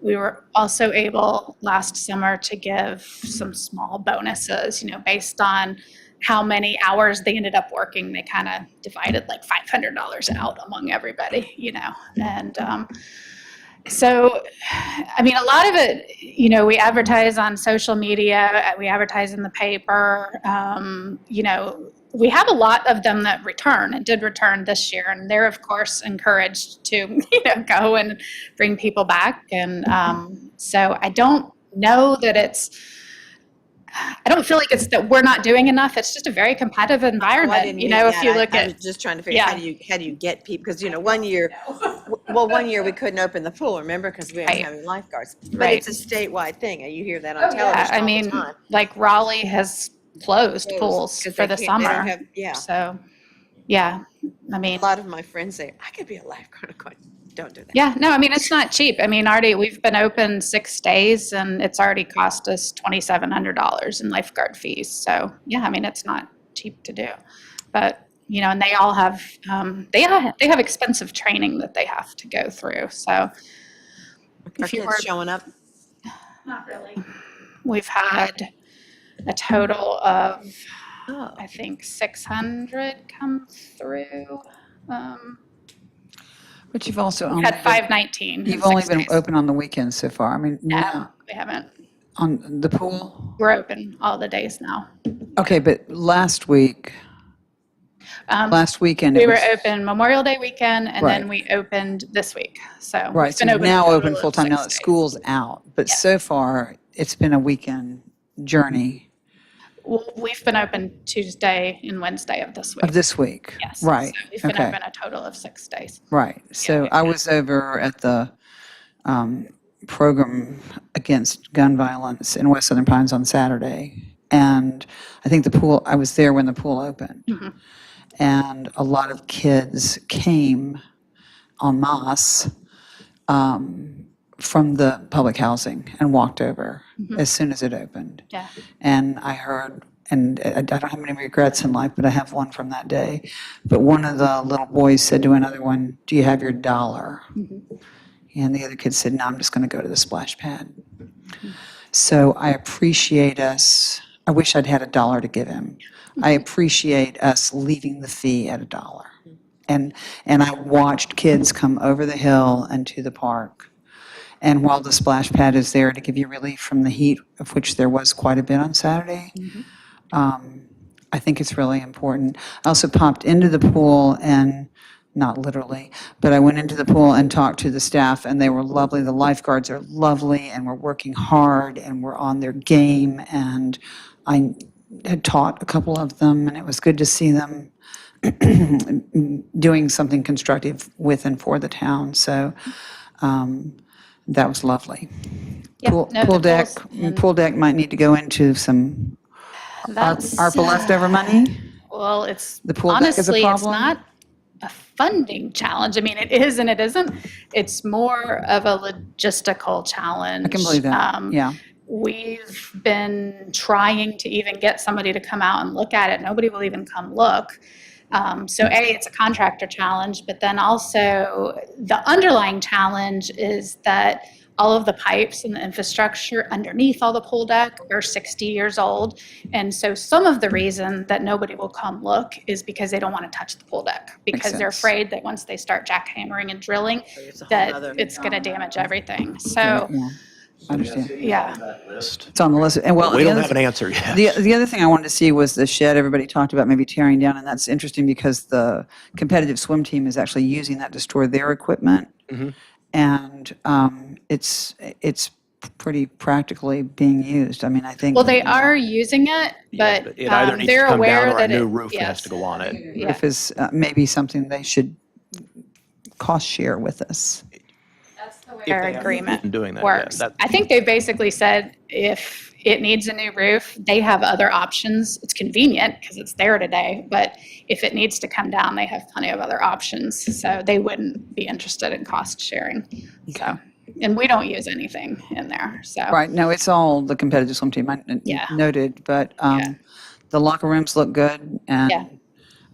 and the staff was extraordinary, and the kids were excited, and they were arriving with $1, and $1 the right price. Yeah, we have a great agreement with the swim team, and it's improved a lot over the past year. Oh, yeah. The town went in last year and we did a really nice overhaul of all the restrooms and all the facilities. And then the swim team got a new coach in June, and he's been phenomenal. And Cindy said, I mean, the chemicals in the pool have never looked better. I mean, and he takes a lot of pride. And so the pool's running really, really well. We do have a good team out there, so, yeah. Still offering swim lessons through the Sand We Sharks? don't, but the Sand Sharks do. And so they collect all the revenues, they run all of that, and they do that. So we have the pool from like 11:30 to 6:30, and then they do their lessons and their practices in the mornings, or if there's days that we don't use it. So yeah, that's all worked out in our agreement. Are they still teaching the kids from the Boys and Girls Club? They were doing that at one point. My understanding is no. Yeah, and I don't know that it's necessarily the Sand Sharks not wanting to do it. I think that the Boys and Girls Club may have opted out of that. So, yeah. I might share just a bit of perspective, literally from walking from Glover Street up to the park, you know, to the pool with a towel thrown out in front, walk on it, you know, so you won't burn your feet kind of thing. Considering the location of the pool being in West Southern Pines, considering that we, you know, often refer to, oh, the pool in West Southern Pines, that kind of thing. We'll use that language. But when the language becomes pool park, it seems subtle because it's, oh, that's what we call it.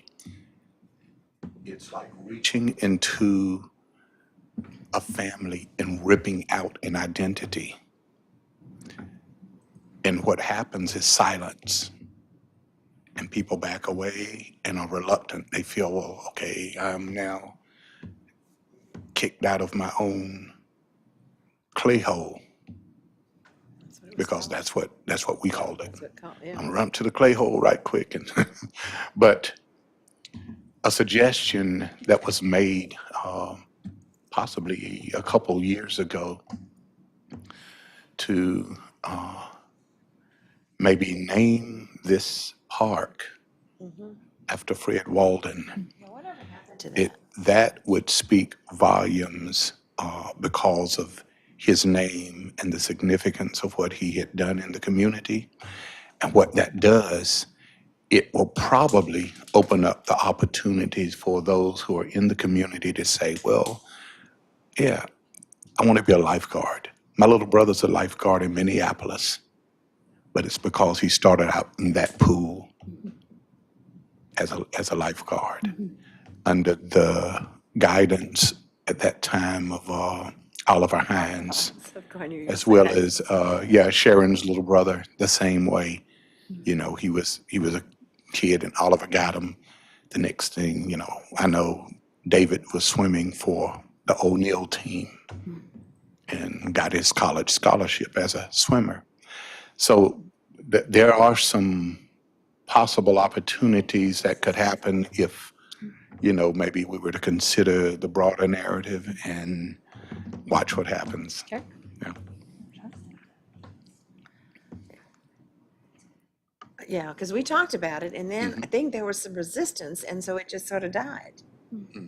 And I have no problem with it, because, you know, Fred sat right here, and I adored that man. I knew him very well for a very long You who time. made the recommendation. I just- Just, you know, I got Felton's Road named after. I can do this. Oh my God. No, Oliver. Oh, come with me. I'll introduce you to Oliver. He has saved a lot of young men's trajectory in life. And he also taught Bill Payne how to play what sport? Basketball, baseball. Same. He taught Bill Payne something. Yeah, I mean, yeah. I think as we had talked about Walden Pond, you know.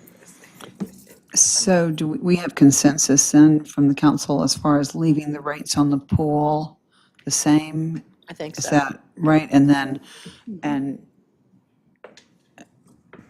where's everybody on the, Douglas on Douglas Center? DCC. Are we okay with that one? Yeah, I'm okay. Okay. Okay. So Stays. if I may wrap up, and then I'm going to have a key question.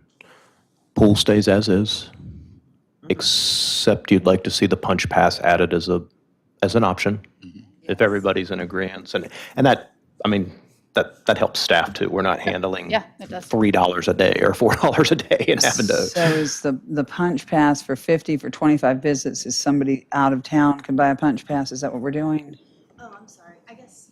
Tell me what you're Clarify, trying I to was do thinking there. instead of the punch pass having Pass? annual pass. Okay, that's why I'm asking these questions. Okay. So Annual pass then for residents is how much, Taylor? I mean, I was still thinking 40. That's, honestly, I like, for residents, I like the punch pass and the annual pass.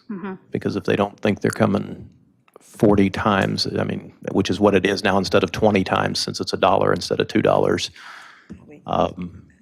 The punch I'm pass, trying to clarify how the punch pass makes sense. So if it's $1 a visit and the punch pass is still $25 for 25 visits, I guess that's the benefit is you're just paying for it up front and then using it over time. You're right. As opposed to having dollars every time. If you're using that pricing, yes, it's more of just a convenience factor because you're not having to worry about bringing your dollar each time. If you want to use a credit card or a debit card or even a check, you can pay up front and then just have your punch pass each time. If we, went with that pricing. now technically, it was originally suggested at $25 for 25 visits, and it was actually going to be a $2 fee. So there was a discount in purchasing the punch pass. So So now it's just convenience. maybe that's $20 for 25 visits or something. So there's still an incentive to get the punch pass. Deal.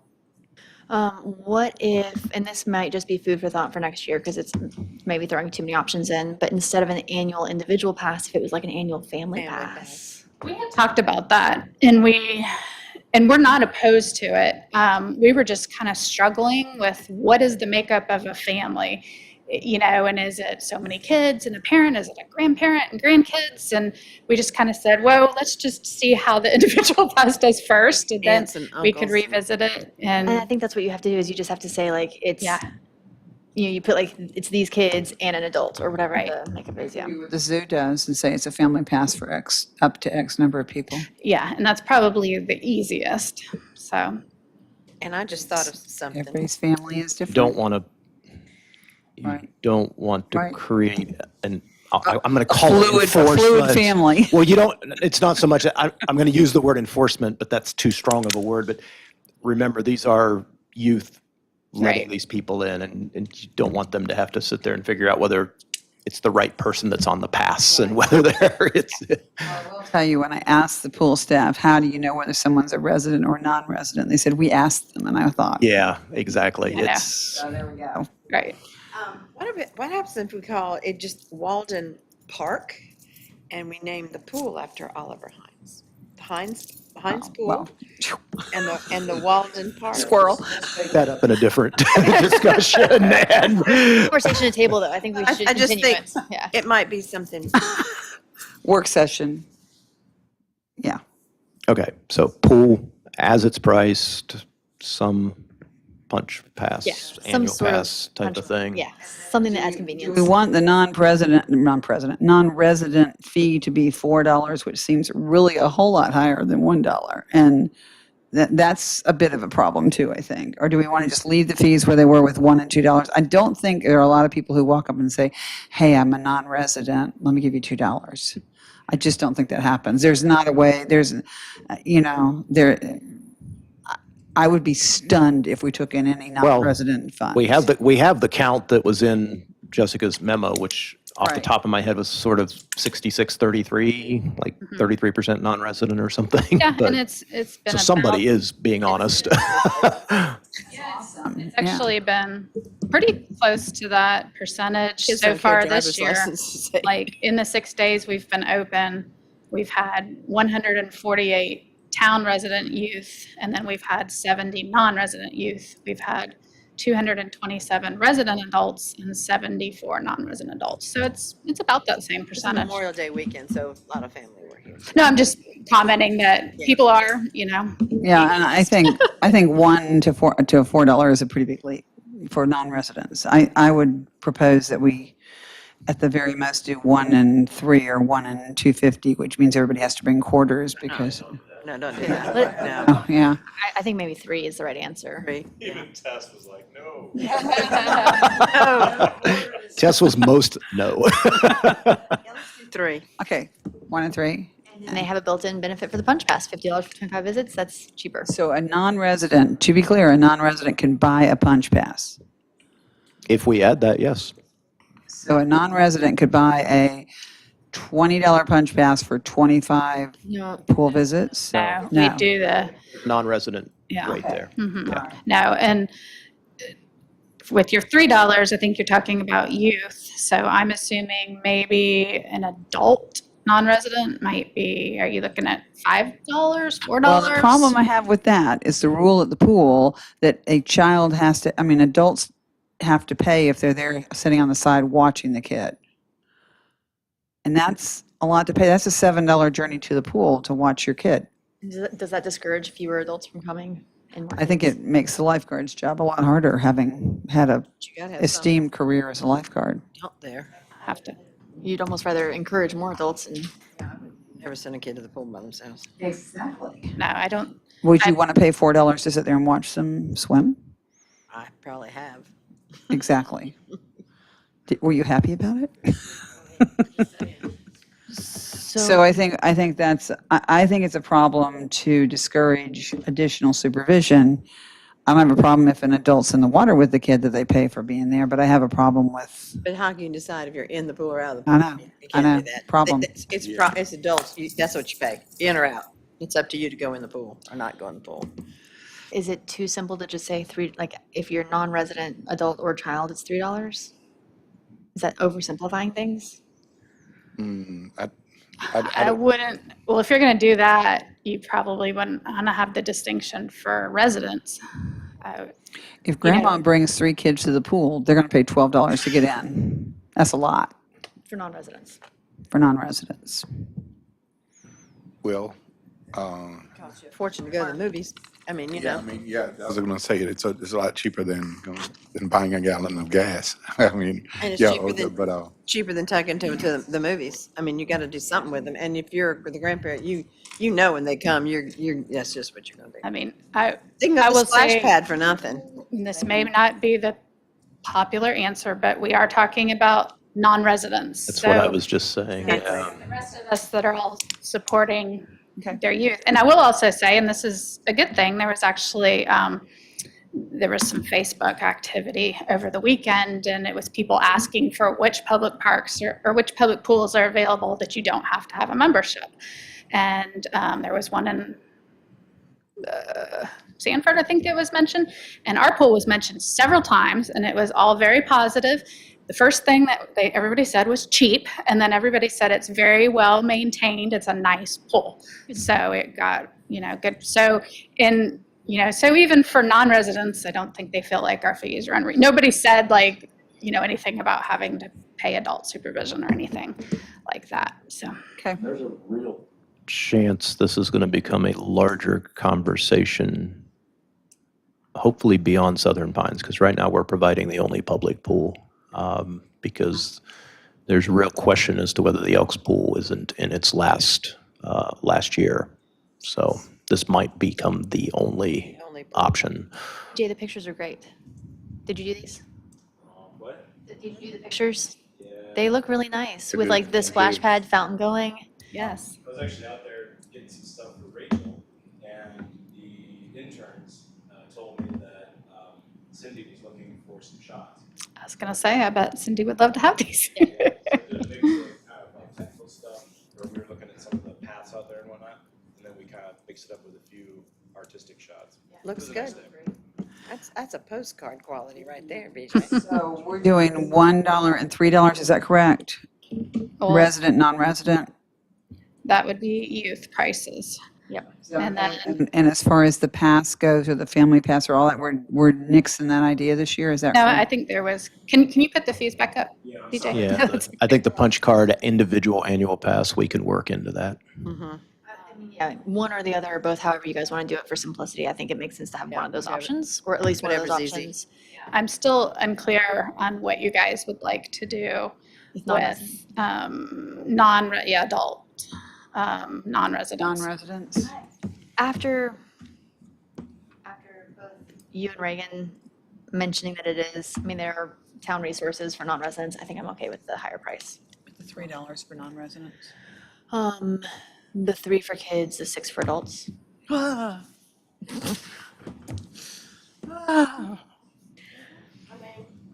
Where else can you go for entertainment? And if you don't do it, go to the splash pad.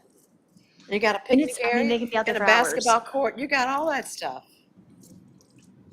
Yeah, Maybe non-residents, Southern Pines. they have to drive to come and, yeah, $6 to watch your kids, Or watch your grandkids. grandkids. That's what you do. Residents walking over is a different thing, you know, because they're members of the community and, And they're members of the Yeah. community. That's And- all you had to say. yeah, and then now, I mean, paying taxes and all that kind of thing, but we want to make sure we don't rob ourselves of the opportunities to provide the, An outlet. an outlet, but also the lifeguards and all of the other Safe place- things Safe place to play. that contribute, right, to that safe place, you know. Safe place to play.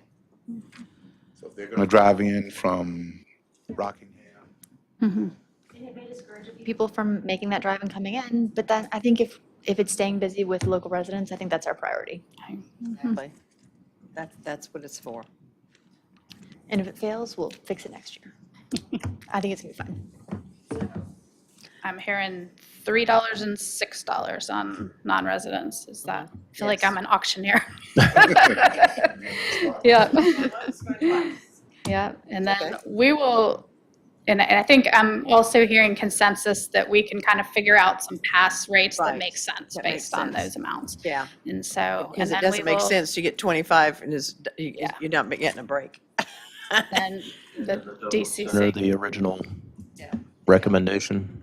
Yes. So here's the agenda meeting question, because the purpose of the agenda meeting for the most part is to set the agenda for next week. Right. You will note, and we are about to go through a long list of ordinances and resolutions that come out as a result of the adoption of the budget. And typically, any change in fees like this would go onto that consent agenda. However, the consent agenda is 4 items that the council is in full consensus on. So are we okay to move with those changes just advised, the recreation fees to the consent agenda along with the public works fees and other things that are part of the budget? Or do we need to leave them in a separate proposed action item? Okay, so time out. Did we just raise the Douglas fee from 35 to 120? No, Okay. That's, no. that column's out of town, right? Yeah, Yeah. 120 is out of town. 35 to 60. Yellow You is, didn't just do any of that. We're having the Right. discussion. You wouldn't do anything till next week.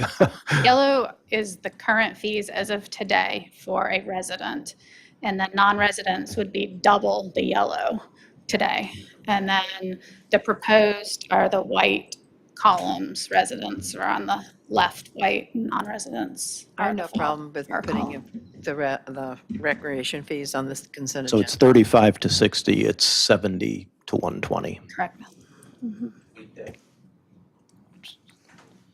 Yeah, I'm okay with that too. I'm okay with it on consent. consent agenda. Okay. Let it rip. We'll see if you're right. We'll see if it works. I don't know. what- Okay. Yeah. I could interpret that comment 2 different ways. It's like, consent agenda or not consent agenda? Keeping you on your toes. Making you and Tess not sleep. That one stays, Yep. I haven't- yeah, that one's the only one that one stays yellow. Wood mission stuff will get Gotcha. changed Gotcha, up. gotcha. Yep. Okay, and then you'll work out the pinch pass and all that. Yep, we'll figure out Yep. something that's reasonable. Sounds good. Okay. All right, thank I do you. appreciate you looking at this, because I don't know if you saw in my memo, it hasn't been looked at since 2005. So, you know, it's time, and, but not Individual wholesale. things Yeah, changed and but- added, but the Cindy's wholesale review of it is, It's nice yeah. to have an overall look. And there were some In the time. efforts to look at it more wholesale in the past that just, well, I think as we already discussed, they died around the Douglas Center discussion, so, Yes. So and the now pool discussion. we have consent agenda A through,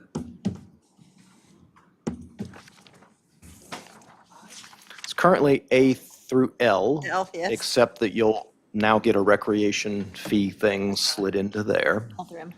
Or A. And then I will also request, we have been attempting to get a contract for the audit of the current fiscal year books. We typically adopt that in June along with the budget. Okay. You may or may not have heard that Dixon Hughes Goodman, who has been doing our audit for a number of years, has just merged, sold, what is it, Tess, exactly? It's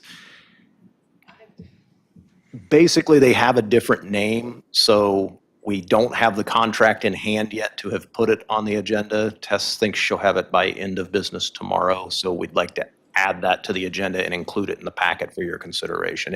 It wasn't here because we didn't, well, that we still like- don't know that we will definitely get it, but there, I had an update from Chad when I got here that they have the final version, but they're waiting to get one last thing back from legal regarding some indemnification paragraph that's new to their template. Okay. Legal. So ready to just put it off to July. However, they've already scheduled with Tess to come in and start doing some work on the 22nd or 23rd of this month. And I'd hate for our auditors to hit us for paying for work that we weren't under contract to do yet, so. we've got A through N, is that right? Because M is fees and N is audit? Yes, that is correct. All right. The two applicants for the Bicycle and Pedestrian Advisory Committee, please. You should have all received those under separate cover separate cover. previously. Is it, I don't know if Beth has been Maybe putting I those do. in the Maybe I have Dropbox it. or not. My bad. Dan had vetted those. Forwarded that to you. EPAC committee They already vetted chairman had those. vetted it. Yeah. Let's see, I've got another name for him too. Board applications, parents bicycle. Is that Audrey Wiggins and Claudia Donahue? Okay, here it is. Claudia Donahue, Orchard Road, and Vincent Colligan Yeah, of Laurel Road. yeah, those two. Thank you. That's great. And I have another name for him I need to pass on to him. Would you like to have those two applicants added to the agenda for next week? Okay. Yes, thank you.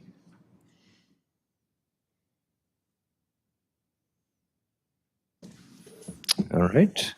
The 2021 local water supply plan, again, 2021 is not a misprint. The way these things work, it always is the year previous, and James is here if there's any questions on that. But this is a document that we adopt annually. It is a state requirement in order to continue to maintain our license to operate a water plant and water utility. And if you've taken a look over what was in your packet, you'll see that it's a lot of data regarding our number of customers, our average daily, some of the testing requirements, and that we're within all of the parameters, et cetera. Our storage capabilities. But again, this is just an annual document that we try and adopt right around June of each year. Did I miss anything terribly pertinent in that, James? Okay. Any questions with that? Meeting minutes for May. I don't know if there were any changes or amendments to those, but just get those to Beth and she can certainly make those changes prior to adoption next week.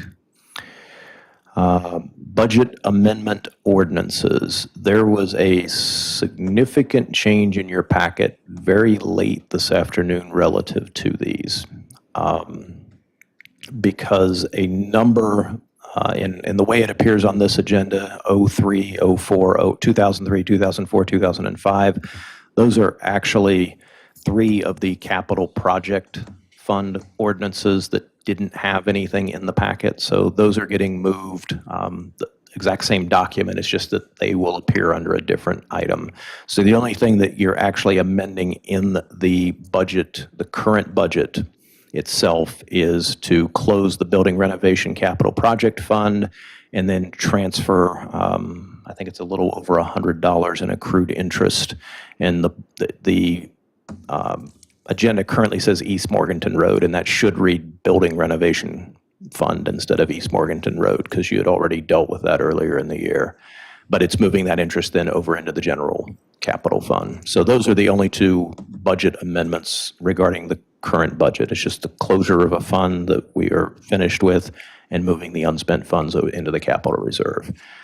Then the parking lot fund, the water treatment process, the sidewalks, you will see a number of others attached that will appear under item G, amendments to the capital project funds. And those are all of the items that we've talked about as part of the budget. So it's the reservoir dam project, it's the parking lot, it's a number of utility funds along the water treatment plants and things. But it's all items that are contained in the budget document itself, and these are just the individual documents that take care of the funds for Tessa's record-keeping purposes and for audit purposes. So.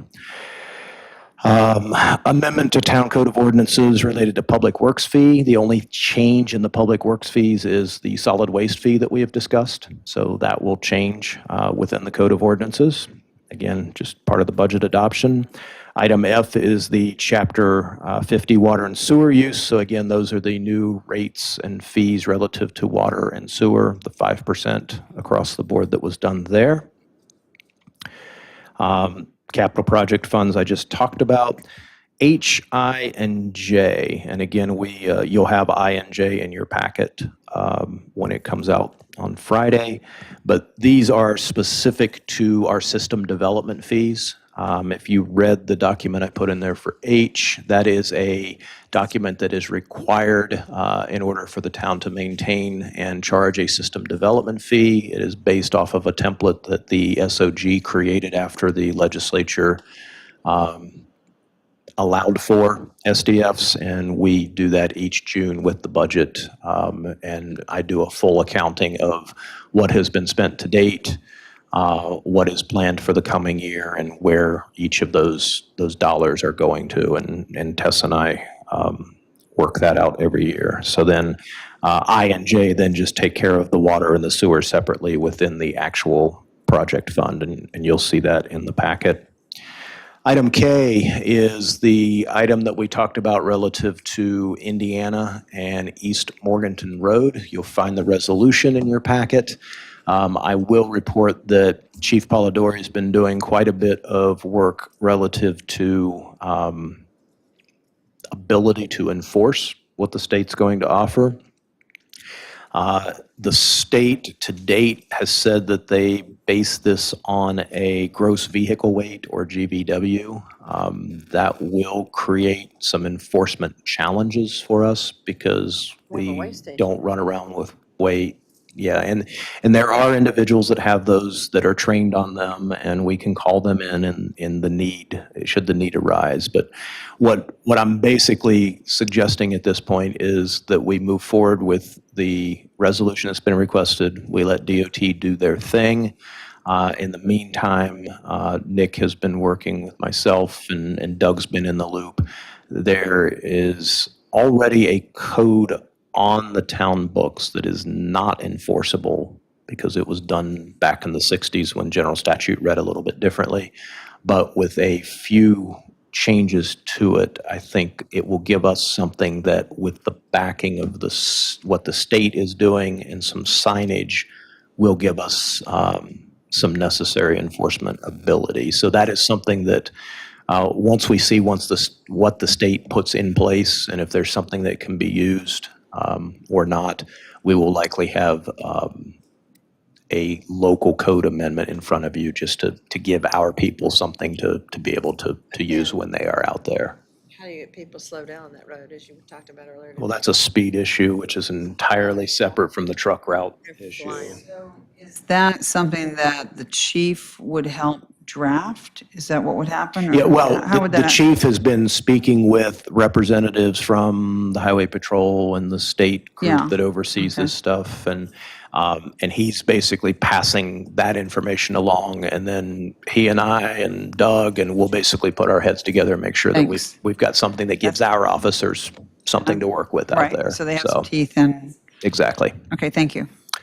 And then I is, again, the update to the CIP. You've seen this a couple of times recently due to some grant applications and things. Jessica wanted to pull in the utility CIP to the general one that we've been doing for other things. Our goal is then to turn around and at minimum update this each June with a budget adoption. And if for some reason a grant program or a new project comes along that needs to be added or something, you might see it throughout the fiscal year, but this will become a kind of a standard item on the June agenda moving forward. And then again, you'll have an M or an N, depending on where we slide the recreation fees in, that will be the audit contract, assuming Tess receives that. And with that, that's everything I have this evening. All righty.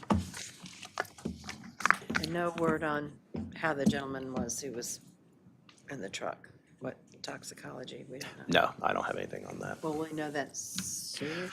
You Takes a know, while for that, I doesn't think it? that takes a little. Takes a little time. Well, Madam Mayor, I make a motion that we adjourn. Can I add the comment that for anyone wanting to attend the historic meeting tomorrow, to make sure that they know it was changed? I assume everyone in this room knows, but if someone's watching us online. Douglas Community Center. Okay. All right, and I will second that motion. Is that where we are? Okay. All in favor? Aye. Close your computers. Thank you.